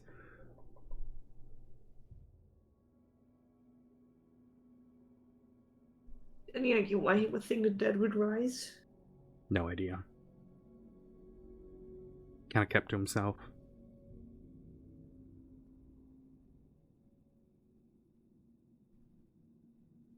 Is Lavetta able to take a step back and make her way towards the statue? I'm assuming they're inside, so she'd need to go outside by herself, I guess. She able to do that? You're going to the Horseman? Yeah, you can. Oh no! I didn't know No, that alright. the statue was. Oh, Oh bye! Alright, No. yeah, you had your way towards the statue. no! Can I stealth it at Nice least? knowing you. Give me a Oh stealth check. god! Do I actually have to go now? No, but Oh, okay. you guys see as Lavetta to. turns to go outside. Yeah. Where are you going? I Fed up, baby girl, please. to the statue. She did say, I didn't actually say that, by the way. I was confused. I was like, bro. The statue isn't necessarily the Horseman. He's just tied to it magically. And he was What if- serving you. I mean, what if the statue was destroyed? Yeah, it ain't She happening. tilts her head. What do you mean it ain't happening? Don't touch our fucking statue. You If he is tied technically you made a fucking headless horseman that's killing No. people. You are monster hunters. We will click a freaking statue if it needs to. you're meant to be protecting the people, yet technically the people that you've protected are getting attacked by somebody who was with you because of that statue. What do we know? This is me too, DM. What do we know about this god?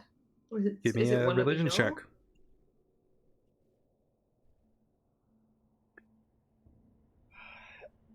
You kind of know this name, Sarah.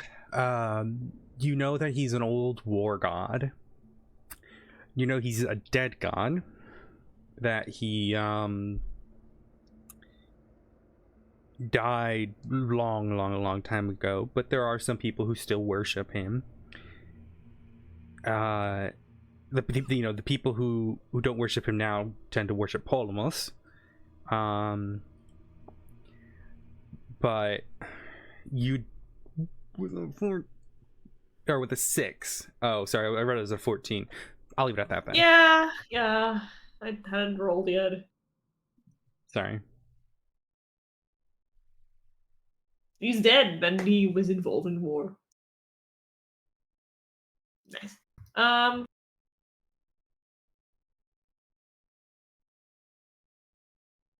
And you said something about learning about the hells. Yeah, it's something he liked to do. Irvine was always obsessed with it. Like the different layers of the hells, Zariel shit, or Yeah. I don't know why, but he did fight a few monsters from the hells, and he kind of gives a side glance towards Althea.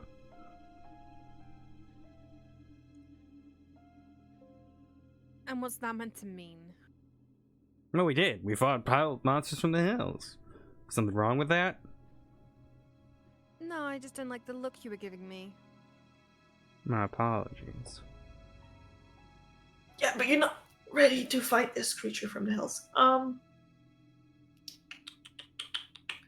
Thing is, Here's the thing. We would be doing you a favor getting rid of. Oh, I should probably stop calling him Headless and say your buddy Irvine. But you don't let us actually smash a statue. Try praying to your god and say like, "Hey, release the guy from your statue." Please. was that a Wait, character? no, he's dead. Was That that... wasn't character. Nice, okay. Wait, no, you can't. Guy's dead. Because what's it saying that we attack your friend? Your buddy that's dead. And we may kill him again. He won't be brought back again.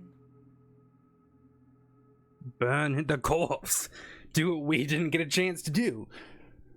Burn the corpse that has been setting alight to stop. I don't know. You figure it out. Look, I'll be honest with you.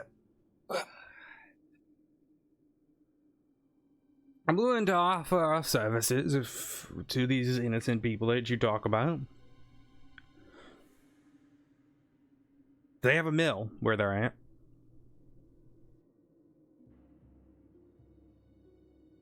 You seem really interested in these people. No one's that nice. Mm-hmm. Athlea's gonna glare at him. I mean, it's kind of probably because it's partially their fault that they're being attacked. He looks down. Do At we? this point, the other people in the room are kind of all looking at him and gathering around, kind of trying to understand what's happening. Here's the thing. Shit happens. Shit clearly has happened. We need to get rid of it. Headless. And we're gonna do that if in any way we can. If that requires smashing a statue, it's not like we would be killing a god. Also, he's already dead, so we can't kill him, but You can rebuild the statue. with probably different stones. Fine. Or something. Fine. Do what you gotta do. Good. Yeah. So, is there anything else we need to know about Headless, except for the fact that he's clearly tied to a statue?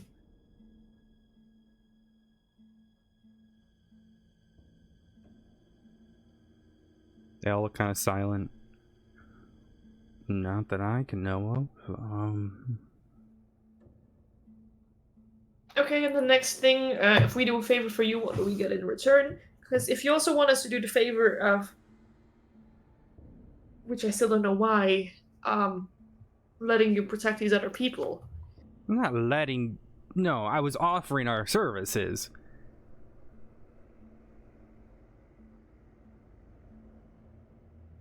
Well, but you wouldn't offer your services for us to use you even just one as like something to stand behind. No, I'm not. You gonna wouldn't be heard. You literally said so. You He literally could said set you fire to things. That doesn't mean we don't get hurt by the fire. And he was one of yours, and you forgot to take care of him. we'll protect what you need us to, and you'll have a place to stay here if you ever need. And we'll gather... And you take care of Vinny. Kid?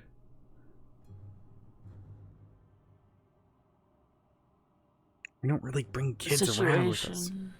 Me neither, but she doesn't even say anything. She just puts her hand on her short sword, raising an eyebrow. Are you intimidating him? Yes. Give me an intimidation check. Oh, the things she does for Vinny. Nice.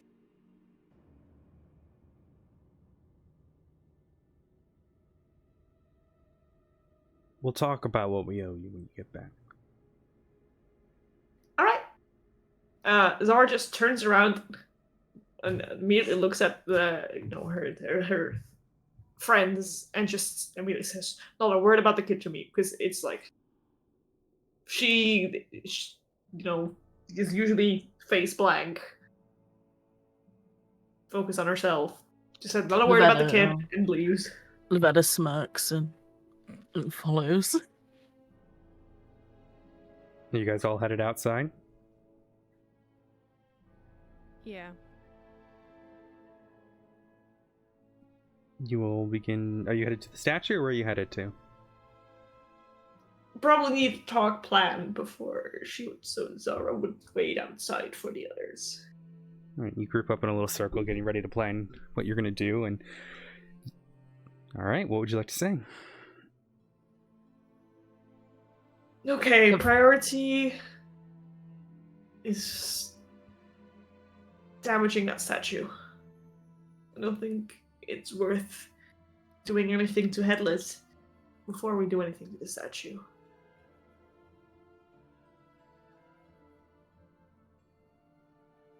Agreed. I think we lost. Distracted. I think we lost Valky. No, you No, still... I was actually just about to say Oh, something. okay. Oh, shit. Sounds Sorry, like we go need on. to destroy the statue first.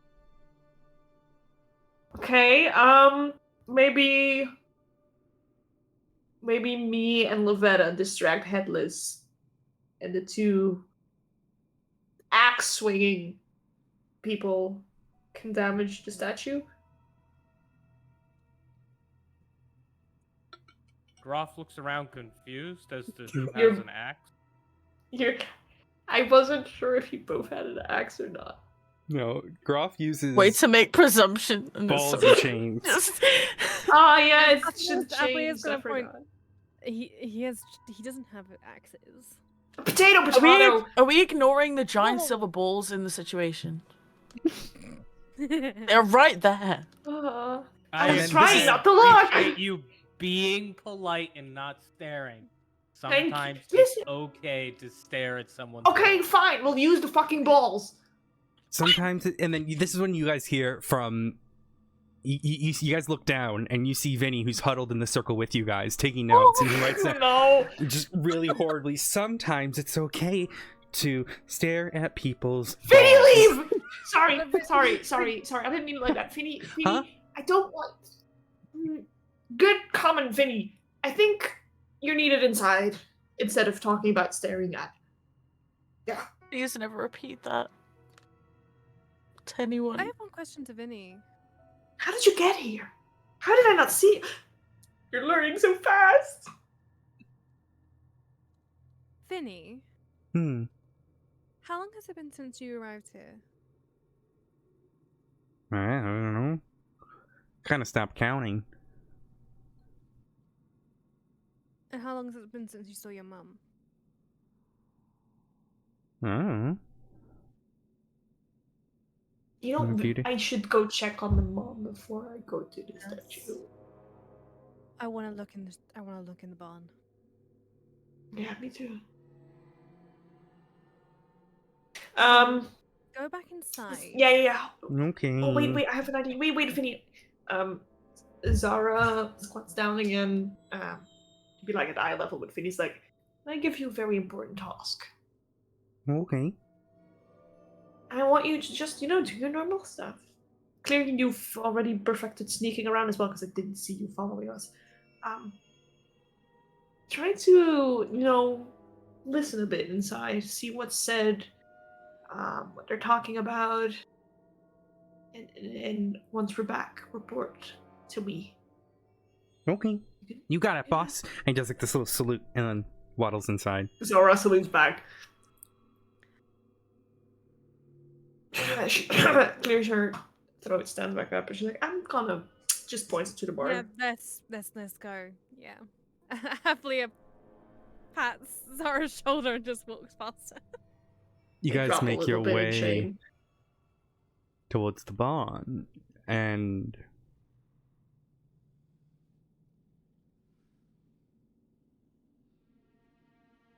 you guys entering the barn?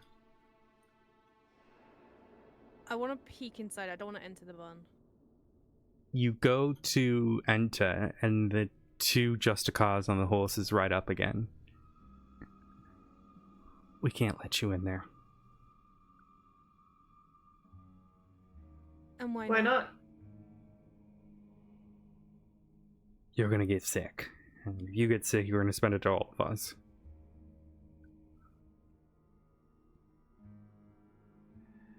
I thought they were just hurt in there. What do you mean they're sick? I thought it was just people who were injured. Some of them are injured. There's two of them who have the weeping pox. Are they your people? Yes. Or they're not gonna spread it to the other people?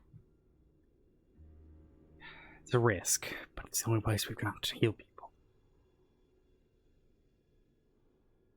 So you wanted to risk the health of others that are injured No. in that?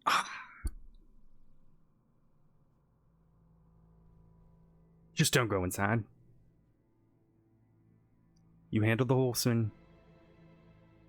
We'll make sure the mother's taken care of.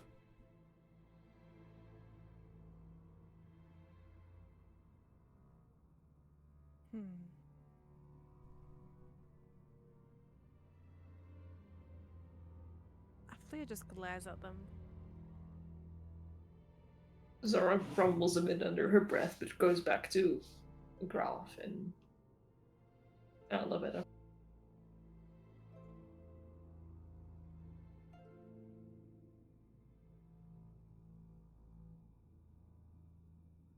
What are you all doing?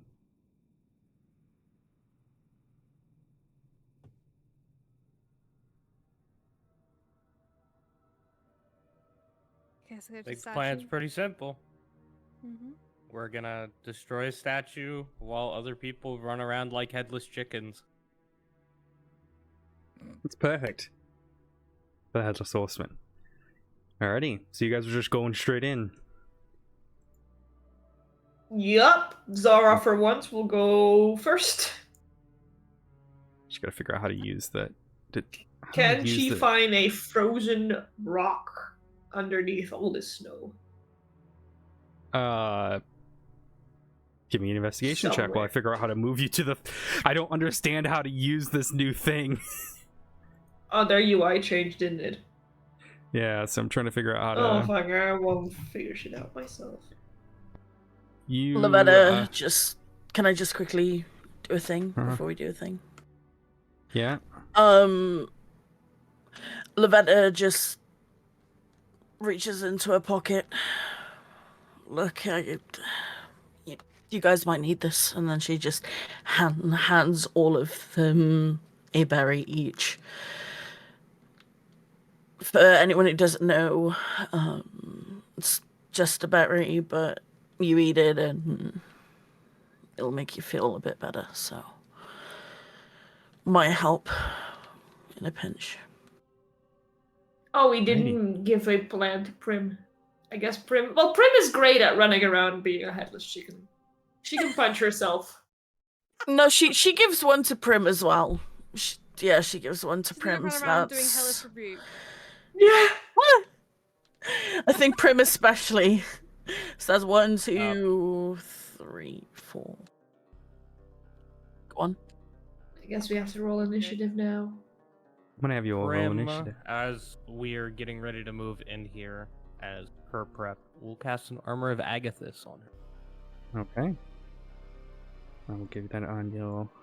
Here you go. Zara is holding her rock now, I guess. I need Just you all let- to roll let them- initiative. Tiny one. Sorry, I'm trying not to rush, but I know Emelina has to leave at a certain Yes. point, so I'm trying to. Wanted to get this done for Halloween. Had the Horseman, of course. So, alrighty.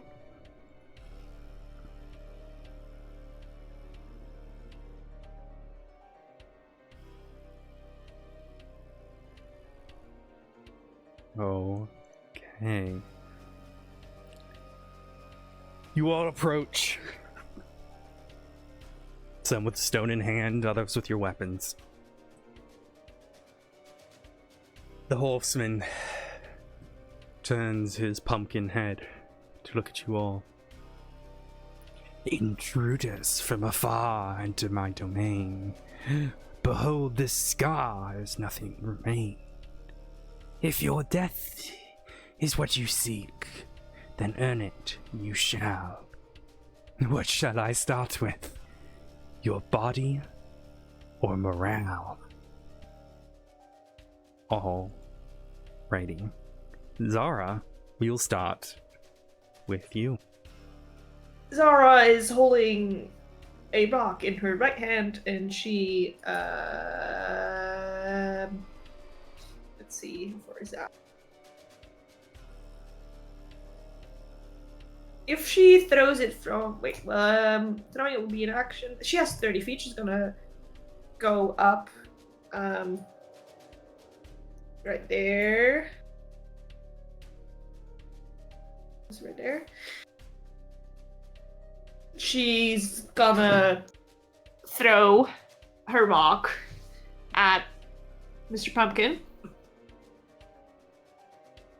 Go fuck pumpkins! Give me just a dexterity roll.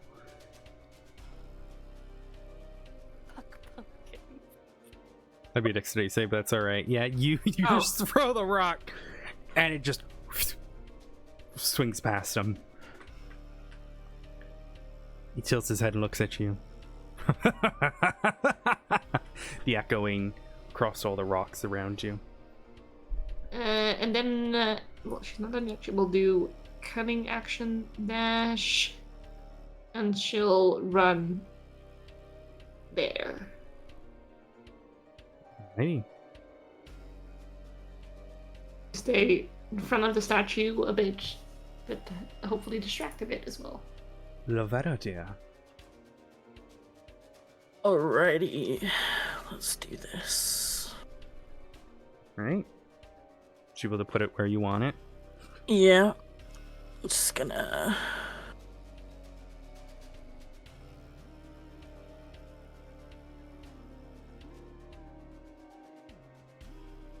Make sure it is on one of the little. Yep, there you go. Oh, yeah.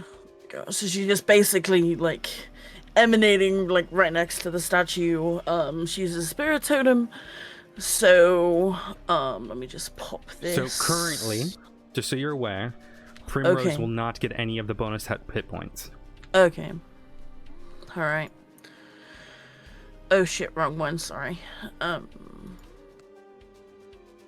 It's gonna be your bear one, I'm assuming, based on the token that Yeah. you've collected. Yeah, there we go.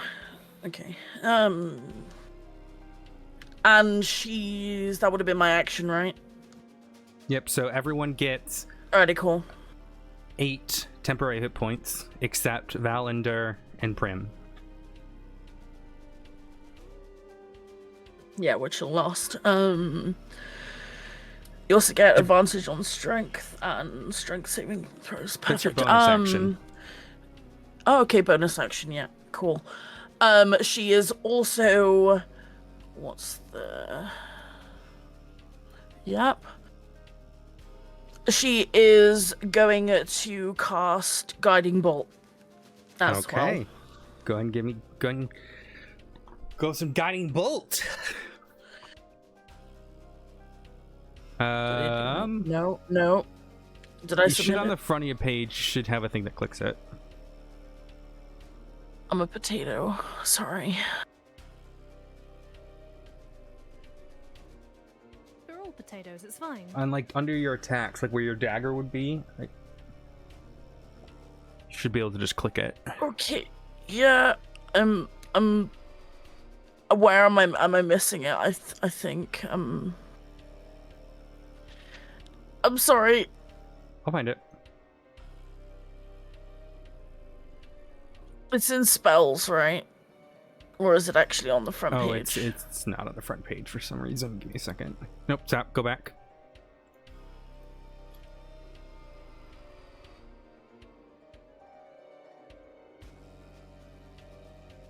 There we go. Now it's on your thing.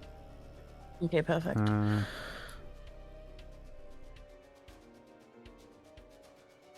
14 to hit.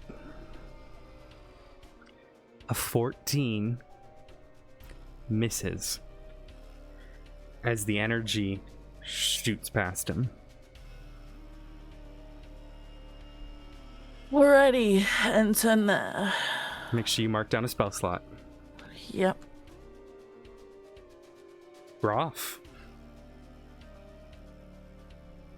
Graf starts by doing what all good people do in this world when they want to solve their problems, by being angry. Hey. Groff go Angie. I'll hydrate too. Now that he is angry, he's going to move forward up to the statue. And like all true modern connoisseurs of art, he hates modern art styles and will attempt to disrupt such. Swinging at the statue.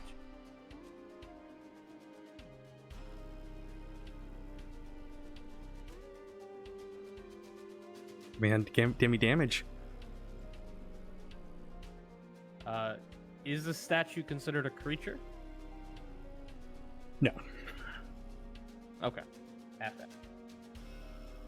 There'll be 2 points of rage, 8 magical bludgeon.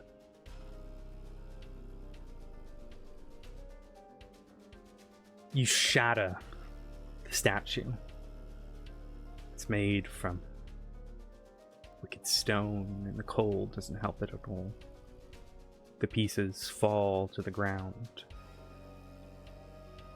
The horseman looks, and you see the head, not on a neck, just the whole pumpkin tilts in the socket. You destroy the vicious of Sarah, a dead god bound to viscera. It matters not to me, but I don't think that you could see. Anything else you'd like to do, Groff? Groff will move right there and end his turn. Very well. It is the horseman's turn. You see, as he is going to throw. You see his hand reach up, kind of grab the pumpkin by the top, pick it up, and is going to chuck it at you, Groff. For a... Jesus Christ, that was a 19. So 25 to hit. Barely. Oh. Barely hits. Wow. Alrighty, let me roll damage.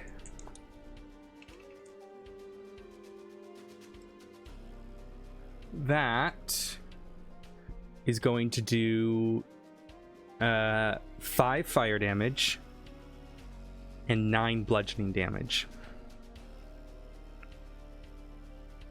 Okay. So obviously you take half because you're an Engi, and then you have your special points. But that does now mean that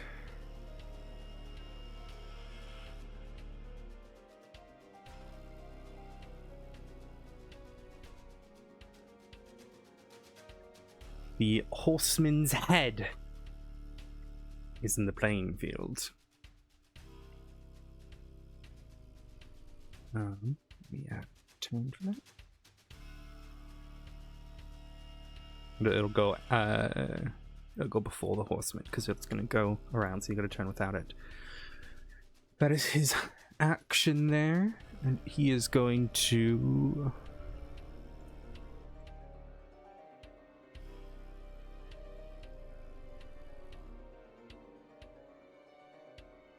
move down here.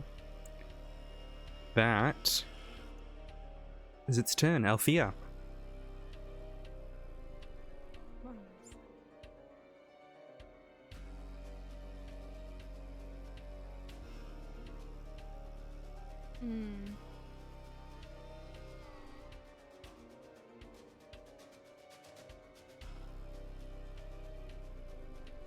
I'm gonna move over here.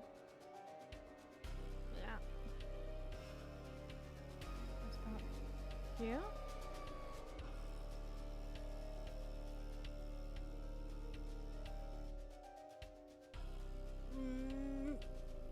Still think about this. I'm gonna rage. Angie, give me a D8. 7. Alrighty. Which weapon do you choose? My hand axe. Okay. You get really angry, gripping around your hand axe, and you see shadows start weaving around. Till the end of your rage, you can deal psychic damage instead of bludgeoning, slashing, or piercing. It gains the light and thrown properties, with a normal range of 20 feet and a long range of 60. Alright.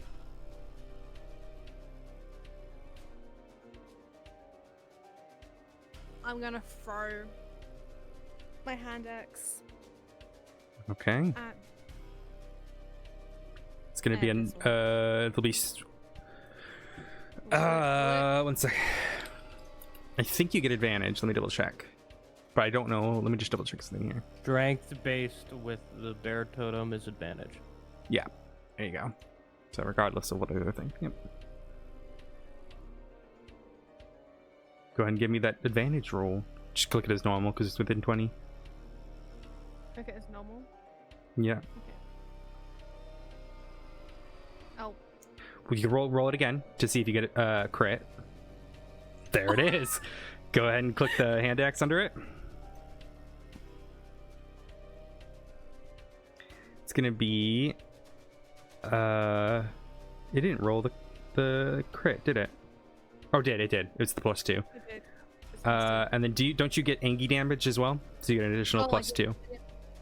So it's gonna be 13 points of psychic damage as this shadow axe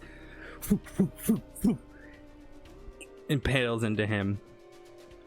He screeches out into pain as the axe is impaled inside of him. Anything else you'd like to do? No. I'm gonna end my turn there. Primrose.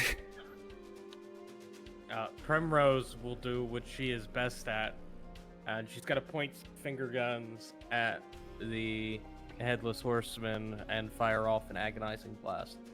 Okay. That hits. 8 force damage.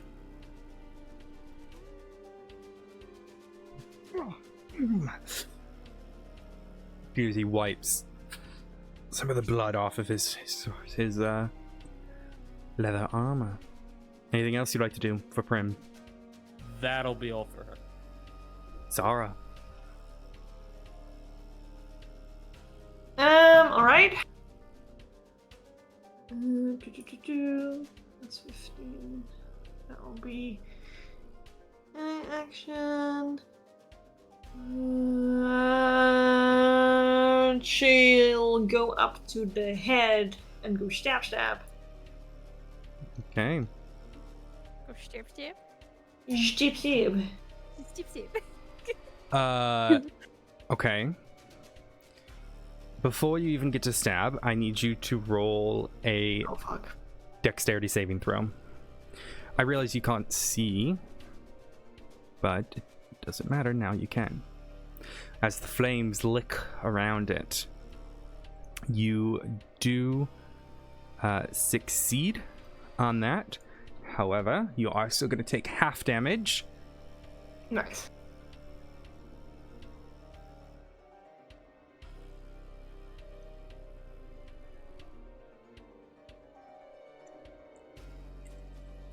So you're going to take half of 7, so you'll take 3 fire damage. Oh wait, I didn't do it in my... Yeah, Yep, you have I didn't 10. do it in my temporary ones. Yep.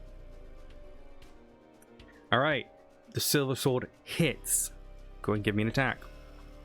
Do I Okay. get... You do? Sneak, yes, I do.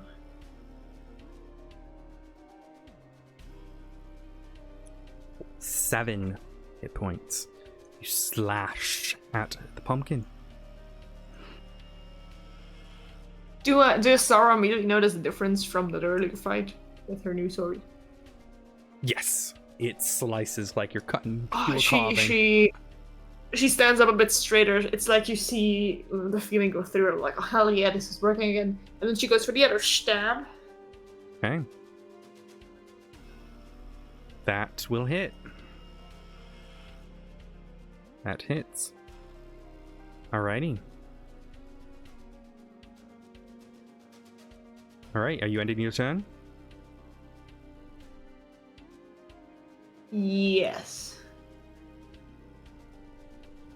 Alrighty, Lavetta is... Not just yet. Oh, yep. You've ended your turn in the aura of flame. Yeah, I was gonna, but if I walk away from the thing, it gets a surprise reaction. You don't know. I need you to make a dexterity saving. Oh. Oh, actually, there is no dexterity saving throw for entering or ending your turn there. So you take 6 points of fire damage. I'll be nice to you though, because you entered it earlier and successfully saved. But if you are willfully going in, you are going to take full damage. Yay! So take 6 points of fire damage. There we go. Okay. Lavetta. Alrighty, Lavetta is gonna go. Fine. Just gonna go over here. And then she is going to use Sacred Flame. Okay. Yep, Sacred Flame. Is that supposed to be on the front as well? Should. Let me just check. Yeah, I'll put it on there for you. Don't touch anything. Yep.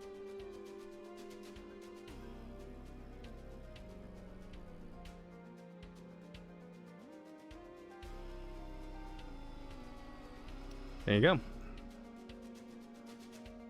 Alrighty.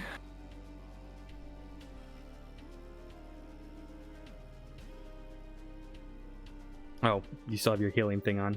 If you want to unclick the little thingy, but I'll do a dex save for. Wait, what thingy? So on your under your all those spells, you see where it says global damage modifier. Untick that. I just unticked it. So it's your wolf totem. Oh, okay. But you don't have your wolf totem. Oh up, so. shoot! Yes. Yeah. Sorry. All right, dex save for the Horseman. He saves, unfortunately. So Oh boy. you see, Okay. as you reach out, trying to ignite him in flame, and he kind of feels it where he is, and he just moves his body to the left a little bit, and the flame ignites. Anything else you want to do?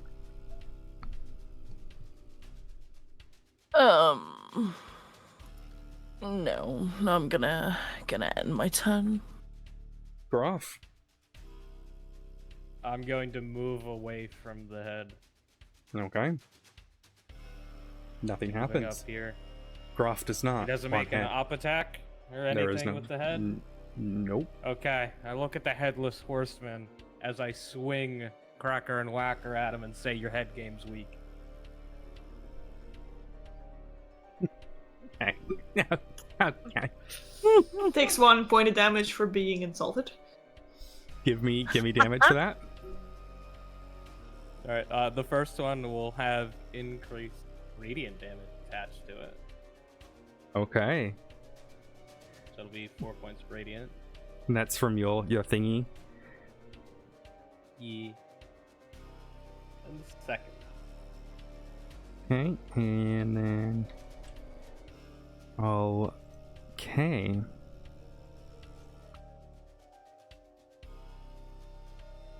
That'll be all.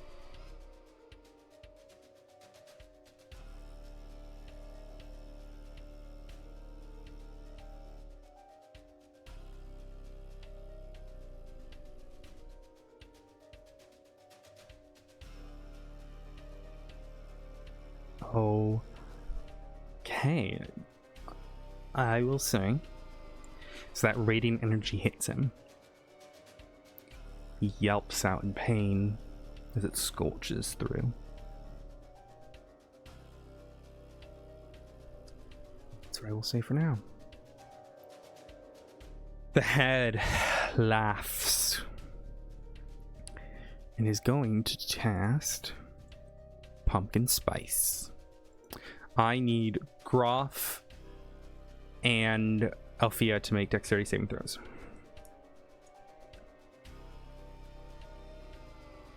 Okay. Yeah, that And she needs dexterity from Groff. Rolled. It's 21. needs to be 1. Oh, sorry, I didn't see that. And because you guys are both danger aware, you take no damage. Right? Is that how the danger sense works? Right? You instead of taking half, you take none? No, that's not how it works. It's just advantage if we can see it. Ah, okay, that's what it is. Okay, so you are going to take half of this. So you can take 4 points of fire damage total for each.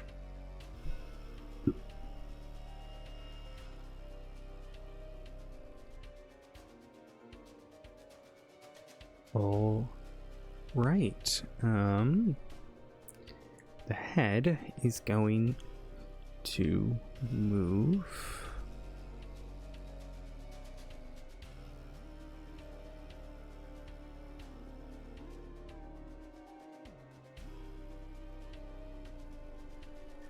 Here does not provoke op attacks. Now I need dexterity saving throws from Lavera and Prim. Am I able... Oh, wait, no, I can't do that, can I? You can't... Can I do it with guidance or no? No. No, okay.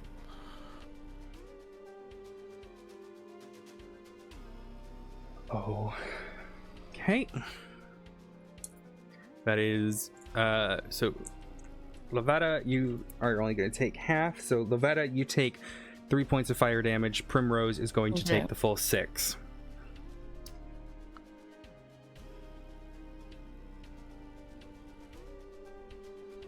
Yeah, it's sort of marked off the temp HP then. Oh. Okay. It is the Horseman's turn. He looks down at Groff. And he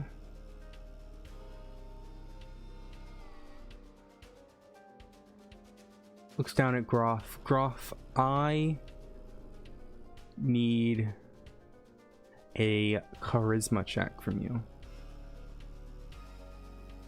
Why is that charisma? Doesn't matter. It's written as charisma. You can do the charisma check. Yeah. Saving throw. Sorry. It'd be the same thing. Is it? Okay.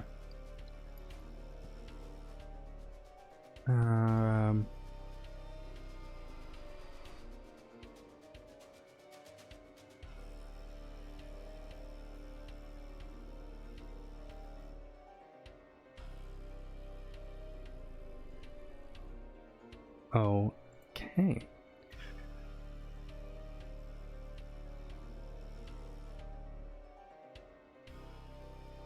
Nope, can't see that. There you go.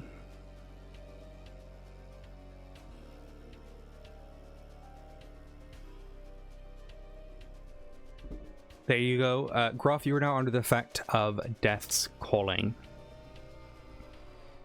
Meaning you cannot take a reaction, and you can either use your action or your bonus action, or both. On your turn, you can take an action to repeat the saving throw. And then any attacks against you. Alright. So, it is going to... Get the fuck out of here.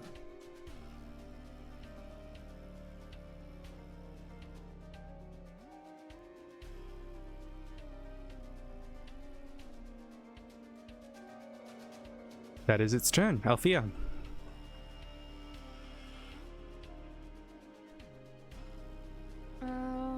Okay.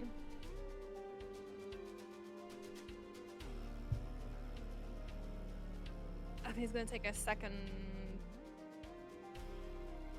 Her only hand axe that she's got remaining. And smack the pumpkin. Smashing pumpkins. Smashing pumpkins. Go ahead. Oh my god. Where is it? You bring the hand axe down, and you find out it's just a spectre, a floating head, unable to do any damage to it.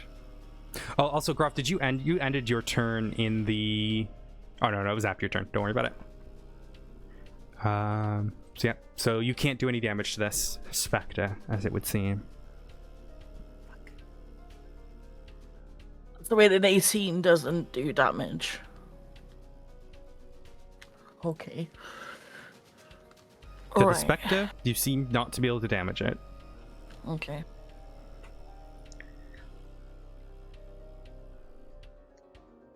not gonna get too close, but I'm gonna move towards the horseman.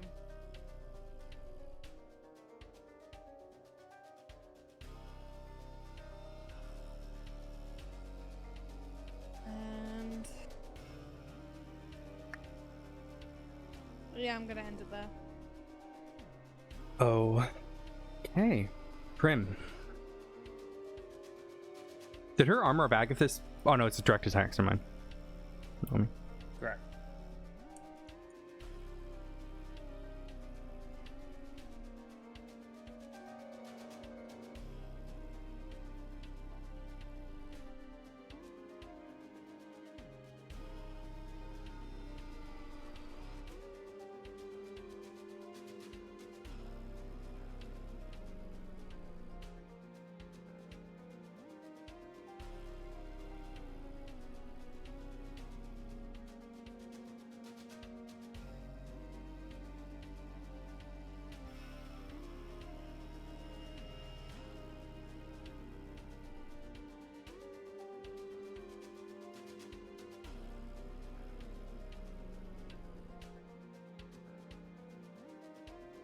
You're just deciding what to do, Falky?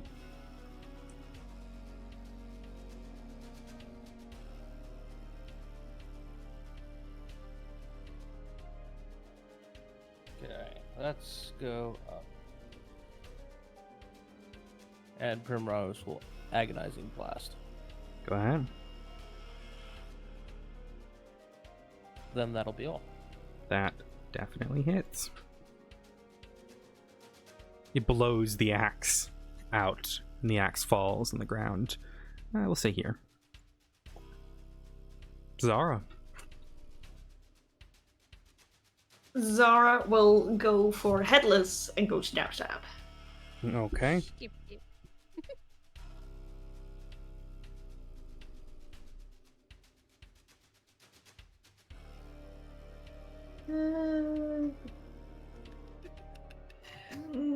There we go.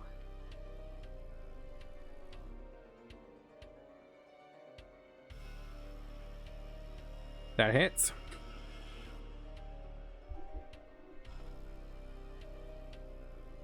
That hurts. I don't get sneak attack now, right? No. Yeah, making sure. Okay. And then the stab part from the stab part. Mm-hmm. That hits.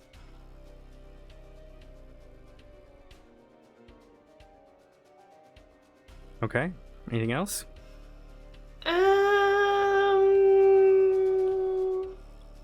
I moved. I don't remember how much I moved. You were here. So you moved 20 feet.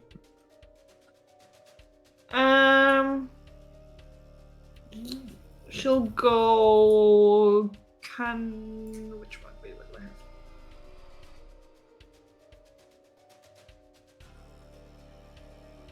A cutting action disengage and move the final 10 feet. You used your bonus action. Oh yeah, I did stop. Never mind, she'll stay there. Okay. Lavada.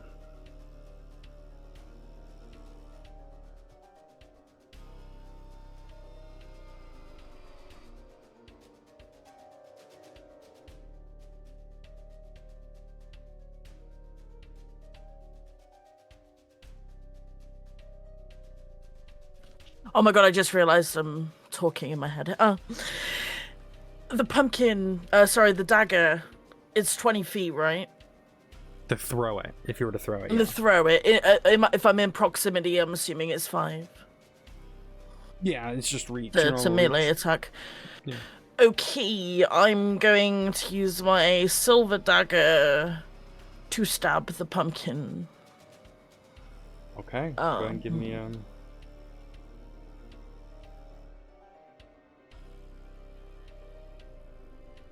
Or would that hits. Okay. Alright, and then Valinda is gonna attempt to bite the pumpkin. Okay, did Valinda enter? So the Valinda ran up into the fire. Valinda's gonna take. Oh god. 6 points of damage. Valinda's gone. No! Okay. Ooh. Yeah. How do I get rid of him? Alright, go ahead and give me the damage for that dagger. Alright, yep. Okay. Now what?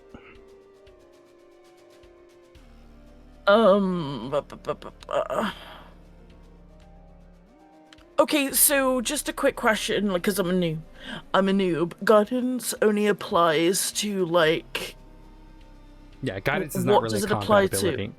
No, I know, yeah. Like, it only applies to, like, ability checks and stuff. Mm-hmm. Okay, yeah, cool. Yeah, I'm just gonna... Am I able to run away? Or, well, use my movement to run away? Or would that be an attack of opportunity on their part? You don't know. Alright, well, I'm gonna attempt to do that anyway. So... 5, 10, 15, 20, 5, 10, 15, 20... Okay, nothing happens. Okay. Groff. Alright, Groff does what he's best at, running away from his problems and hitting things. So he runs up to his problems and starts hitting. Mm-hmm. 17. That hits. Total of 16 damage. That will be the end of his turn.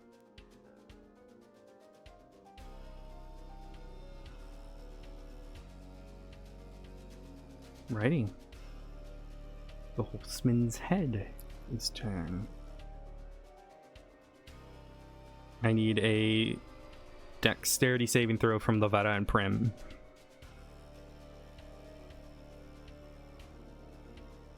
Success. Fail. So, Lavada, you take 2 points of damage. Primrose, you are going to take 4. Okay. Ready? And then I'm just going to fly. Here, I need dexterity saving throws from Althea and Zara.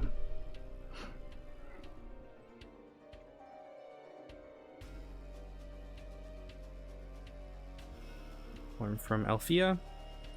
All right, Althea, you failed. So it's 5 points, though you are raging, though. Does raging have to be a successful attack or any attack? It's just damage. So she did not... No, but I'm talking about when she... To keep it up, right? You have to keep attacking or getting hurt. Yeah, it doesn't matter if it's a successful attack or not. Warned. Okay. All right, so you still have that up then. So you're only going to take 2 points of fire damage, Althea. Zara, you take 2 as well.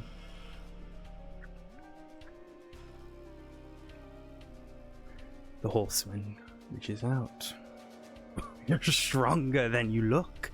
I'll give you that. Even if I'm shook, I will win this combat. And you see as the sort of flames that are burning on the feet of the Horseman start burning harder and harder and harder as the flames climb up the the horse's legs. And slowly, the horse lifts off the ground and is hovering in the air. The horse is they're now hovering off of the ground, flying. They are also going to do, I need everyone within 100 feet, which is everyone, to make a wisdom saving throw.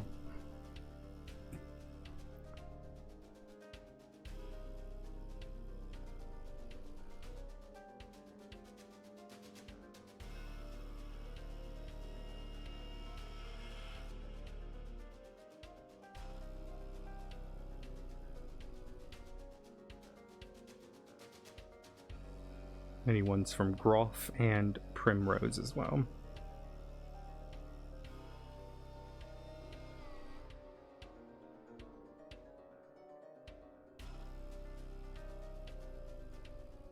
Okay. Primrose and Lavetta both succeed. The rest of you, Groff, Zara, and Althea, being right up against the fight, are now all frightened.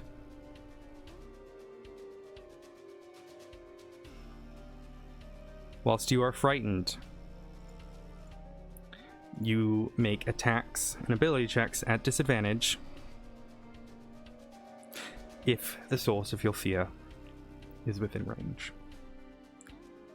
You also cannot willingly move closer to the creature.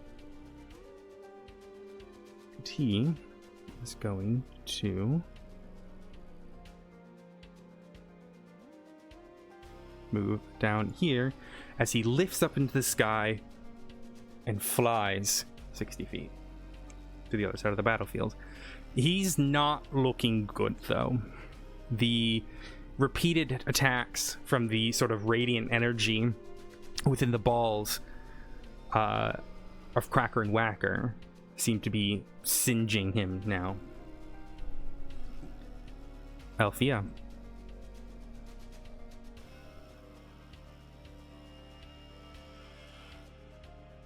My other hand axe is over here, you said, right? Right there. Right there? Okay.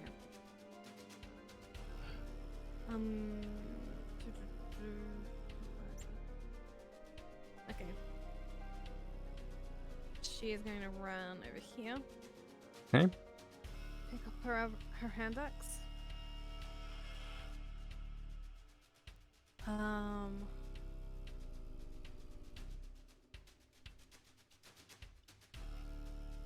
And is going to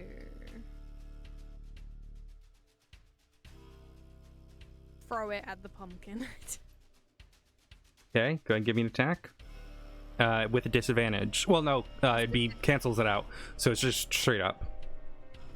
Just straight up? Okay. Yep. Straight up, don't tell me how you. Now it'll hit. Oh wait, that's wrong. Oh, God damn it. Ignore that. Alrighty, for 9 points of damage into that thing, and there is now just an axe sticking out of this mangled pumpkin that just looks horrendous. Anything else you want to do? Huh. I'm gonna throw my other one. I think you can. Can you throw both? I think Can you I can. throw Yeah, both? because it's just an attack. Yeah, it's just an attack. So yeah, it's just a thrown attack. Yeah, it's like it's one offhand, one on. Yeah. Yeah. That'll hit. Without the Angie, you throw this.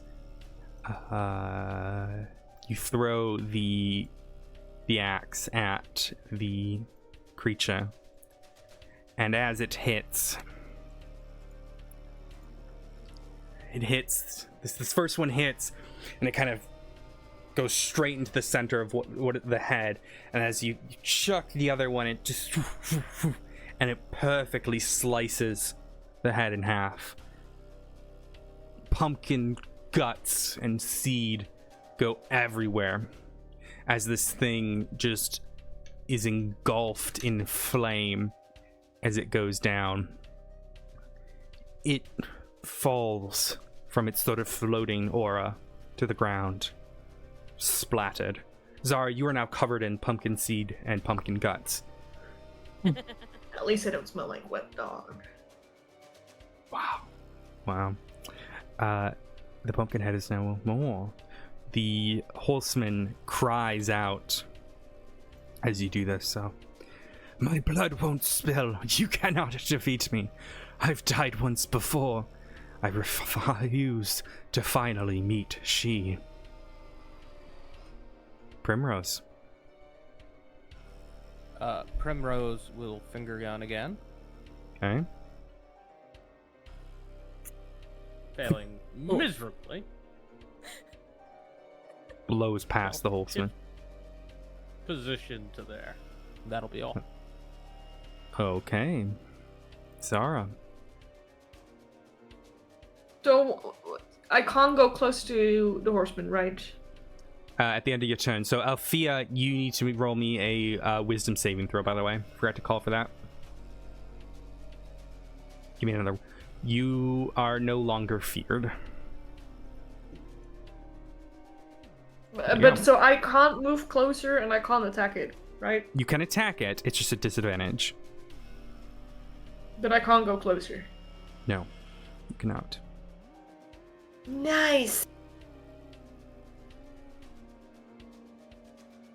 It's throwing time, I guess. Okay, As it's a well. disadvantage because it's 60 feet. It's up to Yeah. 60 feet. Plus, you already have disadvantage, so. Yeah, I will throw. Oh, it needs to be silver to hit.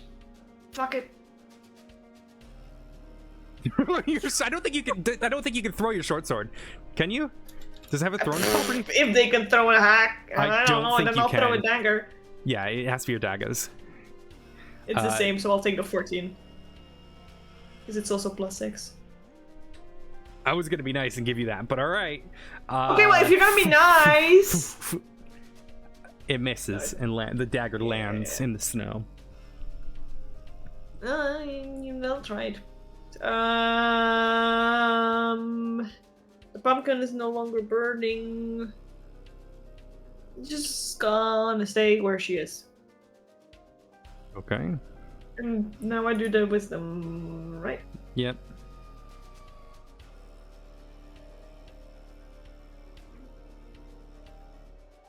You succeed.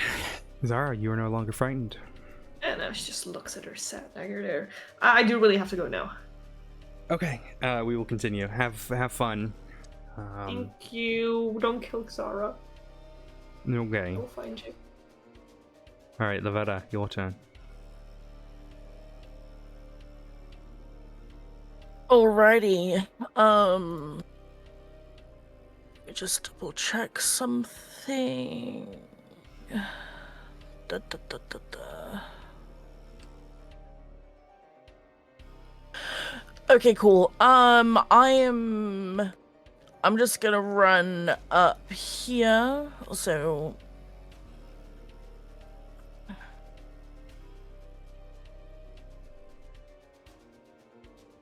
up here. And then I'm going to use Sacred Flame on Okay, give me on the previous pumpkin. That one. Okay. I will say you notice it's spectral, and you've already seen Althea Okay. miss. You can try with Sacred Flame, it might be different.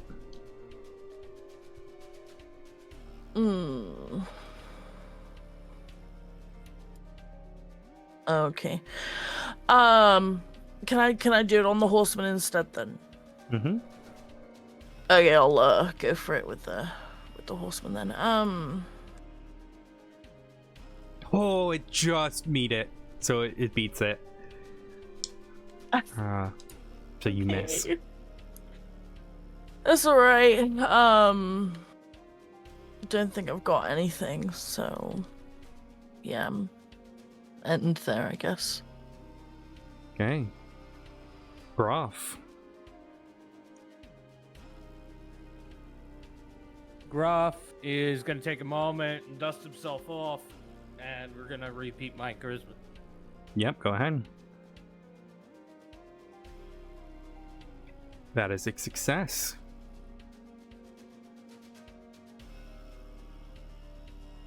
Then let me see.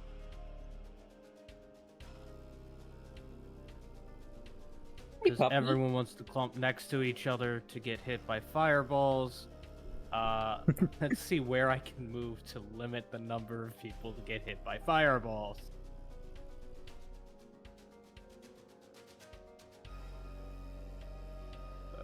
Fuck.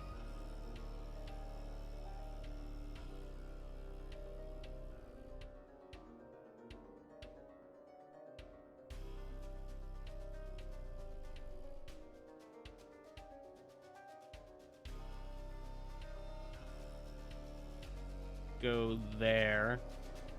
Then at least 3 of us won't get hit by one of them. That'll be all. Okay. Horseman's head is out of play. But the Horseman himself is not.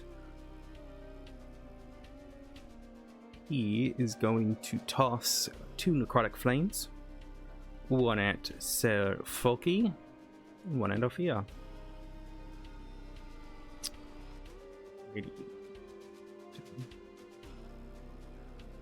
That is the one at Folky, and then this is the one at Ophia. Hit. Alright, so the top one, you are going to take, Folky, you're going to take 13 points of damage. You no longer are raging, correct? Because you did not attack. Wouldn't make a difference. I'm not resistant against either of those damage types. Okay. Well, there you go. You take a total of 13 points of damage, and Althea, you take 10. As these necrotic flames of orange and green chucked at you both. Him laughing and cackling. He's not looking good. I'll say that much. Althea. Okay. I'm gonna run here. Oh, and grab Groff, my- roll a wisdom save for your refrained. You can roll at the end of your turn. It's a fail. Alright, go ahead, Althea. Okay, I'm gonna move here to grab my hand axes quickly. Okay, That was- pretty easy. It's gonna count as your bonus action. How far away is he? I'm gonna go move.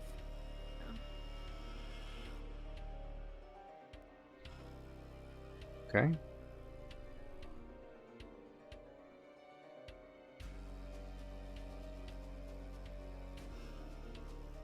And I'm gonna hold off. You're not gonna do anything? You're gonna use your action or anything? I'm not raging anymore, am I? You say I use my You bonus are, because you have taken damage or fought something on every turn so far. action. True. If you don't do it now, though, well, you did take it during this round, so. Yeah.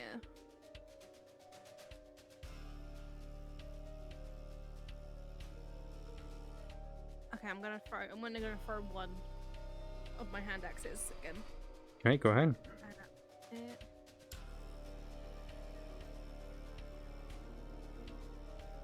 That will hit.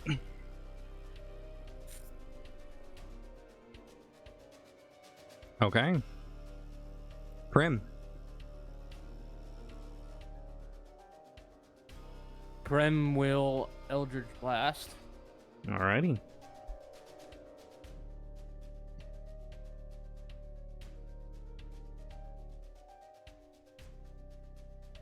I believe a 12 will miss. Yep, 12 does miss. And that will be all.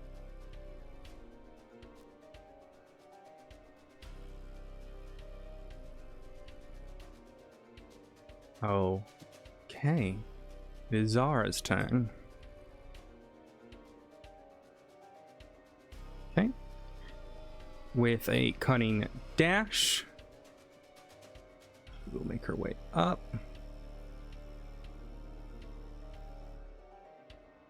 That will hit. 8 piercing damage. Okay. Yes. Lavetta. Once again, hoping she doesn't potato, she's going to attempt to guiding bolt on the headless horseman. Go ahead. Yeah. Roll damage.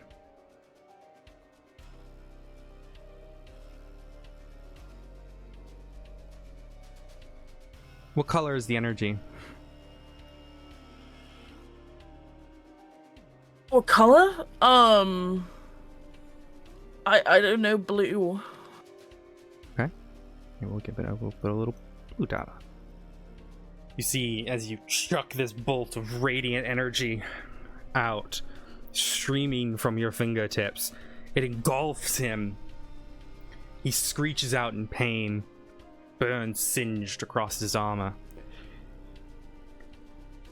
It doesn't look like it hurt him as much as it was hurting before with the radiant damage. Something's changed as he's begun to fly, but he looks bad. He's looking real bad. Graf.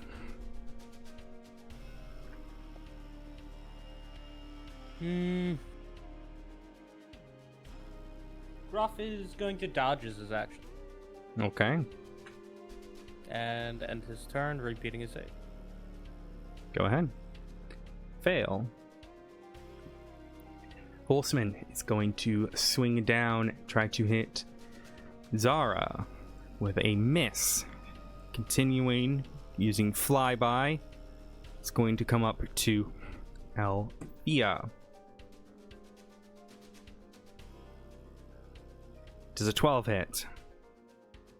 No. Okay. You see as he continues to fly, and as he's kind of gliding above,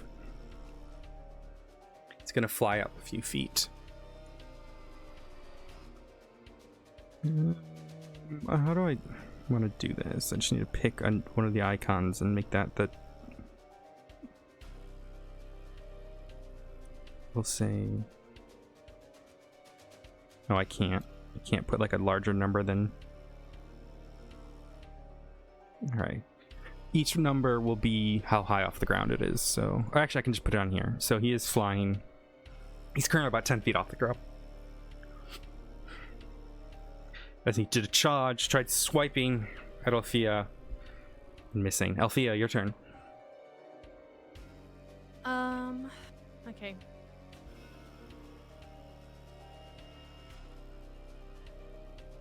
She is going to run up. Yep. Alright, you are going to take, as you run through the spectral flames of the head, 7 points of damage, fire damage.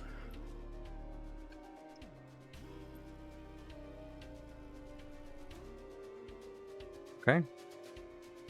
And she is going to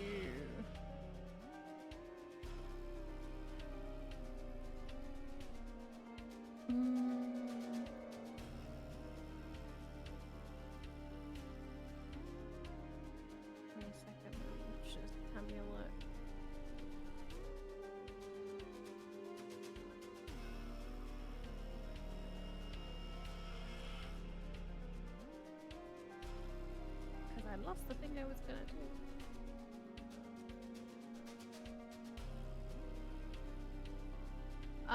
It's going to throw, like, throw her other hand axe up. She's gonna lose both of them. This is great. Okay. Give me it. It's with advantage. Advantage? Okay. Mm-hmm. That'll hit. Go ahead and roll damage. I have a question for you, Althea. How would you like to do this?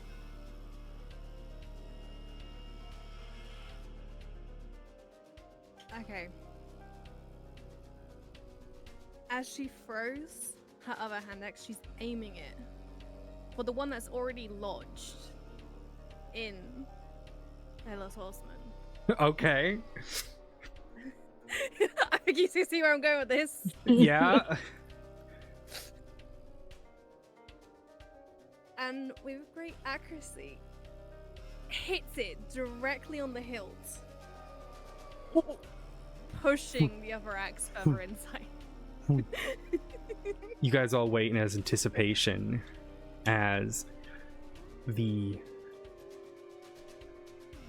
axe glides through the air,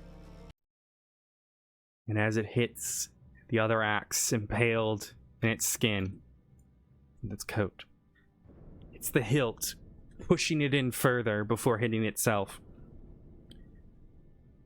The horseman flies off of his horse, falls the 10 feet, and you hear a distinctive crack as he hits the ground. The horse tumbles out of the sky and smears across the snow. The horseman looks, well, however much a headless man could, turning his body a little bit towards you, Althea, his body laying at your feet. As I fall to the hells, I offer one warning. Kelsey's prophecy shall come true. There will be no time for mourning. I am not the mounted one you should fear, for they are. And unable to finish that sentence, the flame flickers out. The body lays there in the snow.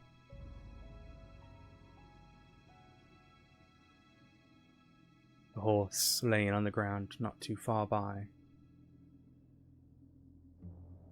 And there is an uneery silence across the grounds as the flames, the specters, dissipate.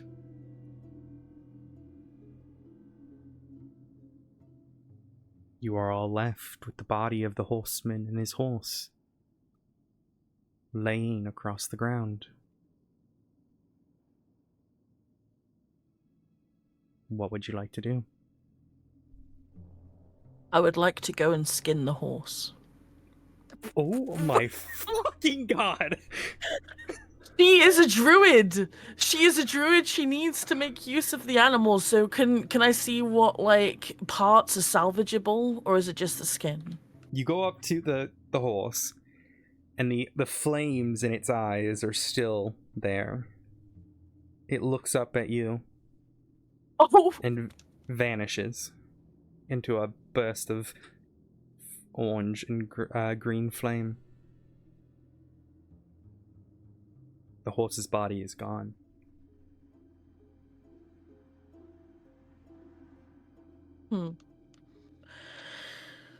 Ashley's gonna walk up to the horse, to the Horseman. corpse, and the horseman, and retrieve her hand axe. Easy enough. Pull him out.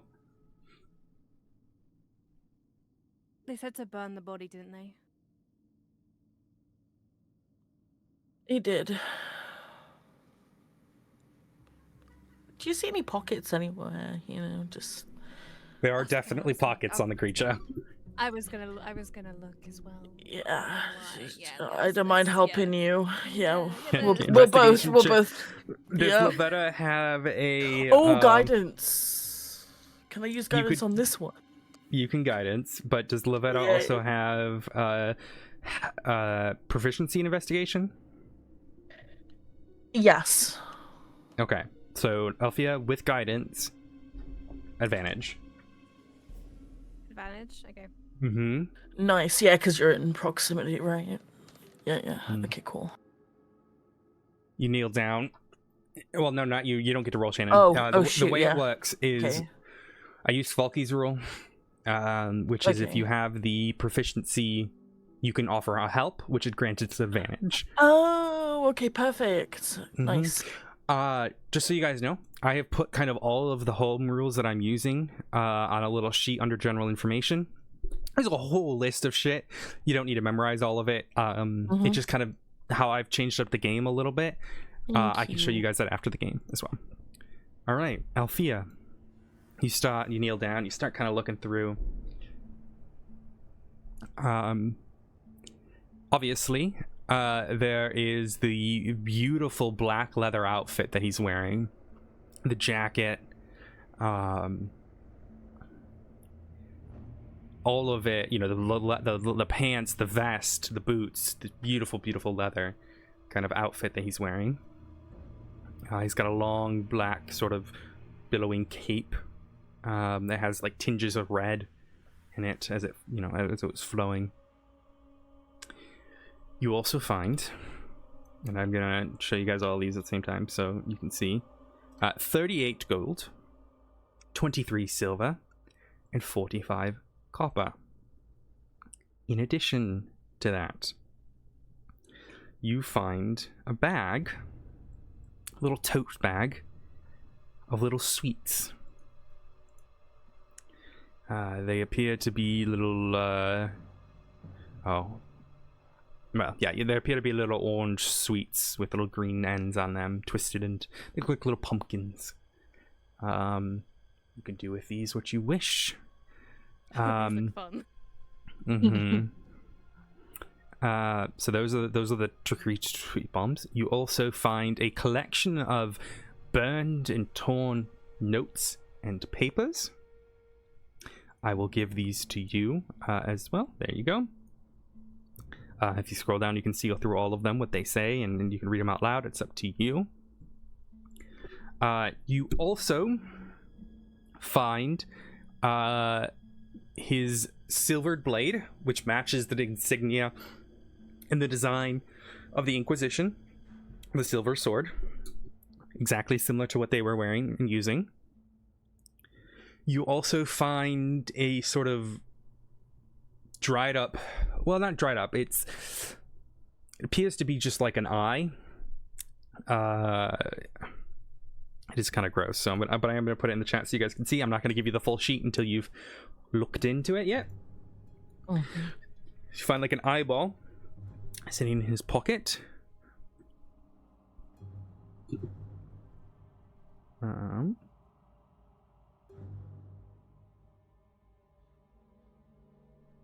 Okay. And then you also find around his wrist, you find a appears to be a bracelet made out of teeth that you kind of slide off his hand, and he's got this like human tooth bracelet around his wrist. You also find a little wooden top, which is just this kind of looks like a children's toy baby. And finally, you find a sort of bone riding crop, which appears to be like made of like a spine almost, but it's kind of circled up like a like a whip almost.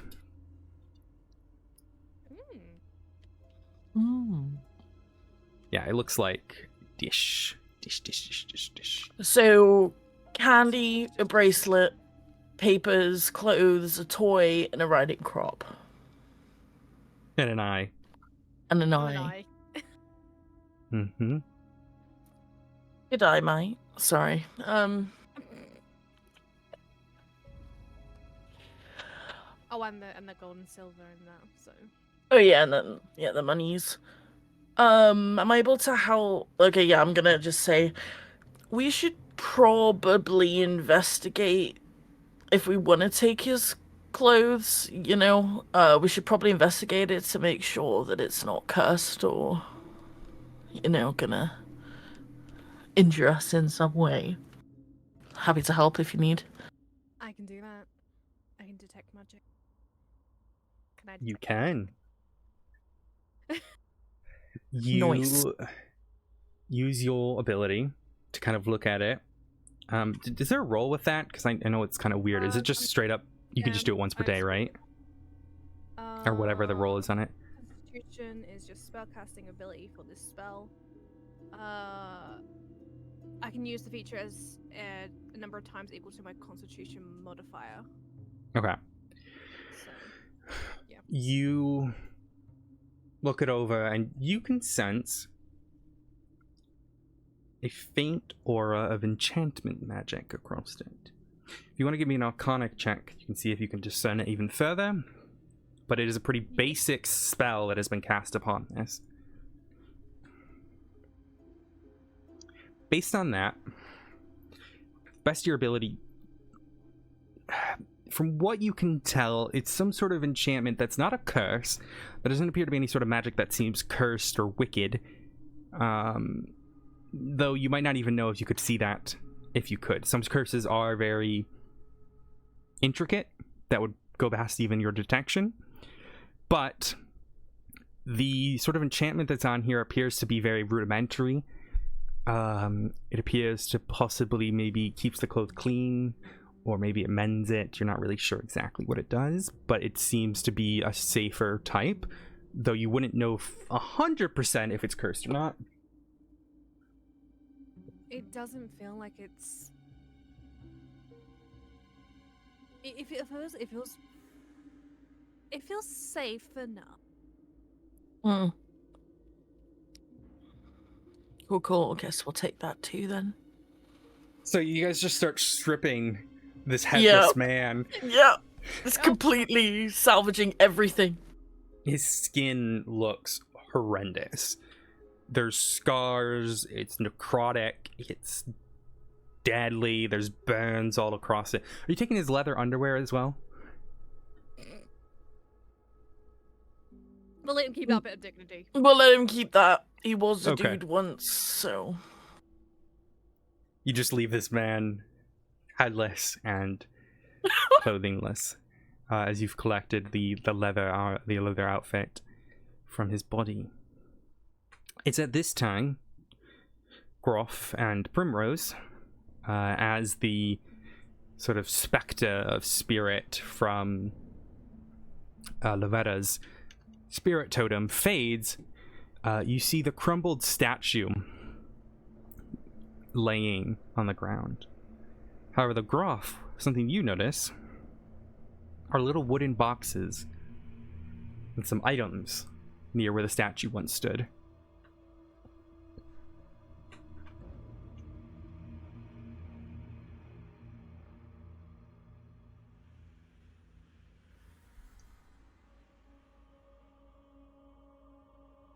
Would you like to do anything with the Groff?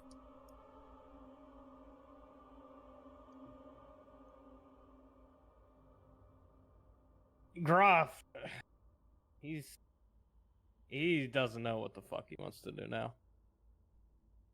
Okay. Because he's not sure exactly what it is that we need to do. Alrighty.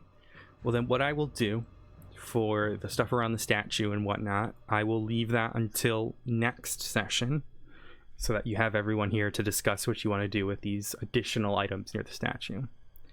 But in the meantime, you have all collected these items. I hope some of you guys have put them... Have any of you put them on your character sheets? The bracelet, the top? Not yet. I was gonna wait until we'd allocated them, but I'm happy to put them for next time. I was gonna give Lavetta the bracelet and the eyeball and the topper. And the what? The little kid topper thing that you spin. And then Are you just straight up claiming the clothing? Are you just okay, you can take the clothing as well. I'll take the whip and the money. The whip and the what? The money. There was money in there. You're taking all the money? Yep. Now that I got the... Alrighty, so I've got the clothing. What about the candy? We can... The candy we can... I reckon we should give it to Okay, Lavetta. Alright, they don't know what we've got, but I reckon the candy should at least go to everyone. Yeah. Yep. Okay, we got a deal? Yeah, we got a deal. Alright, cool. And then she just kind of picks up this haul of clothing and eyes and everything, and then just starts waddling. We should probably burn this one. And then she just points to the naked dude on the floor. I will leave that all for next week. Or for next week. Next section. Yeah. So I will let you guys all discuss and talk about that then. But for the sake of today, that is going to be our session.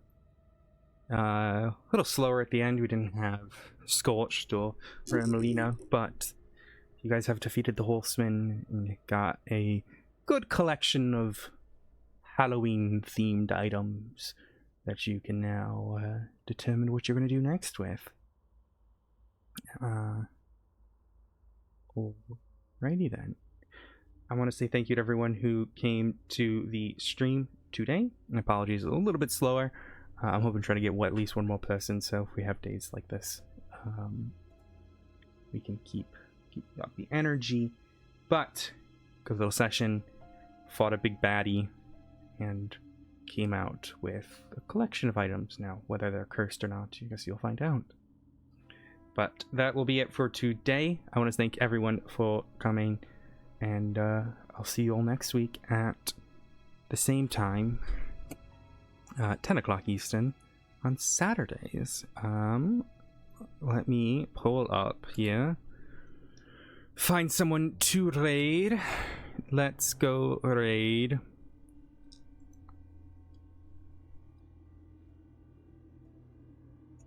Let's see.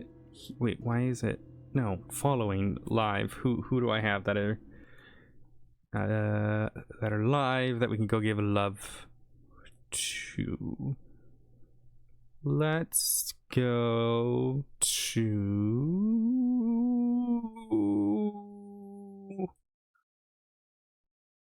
Let's go give love to letter J, who plays Dahlia Faye. So let's go give some love to letter J. Let me just get the thing set up.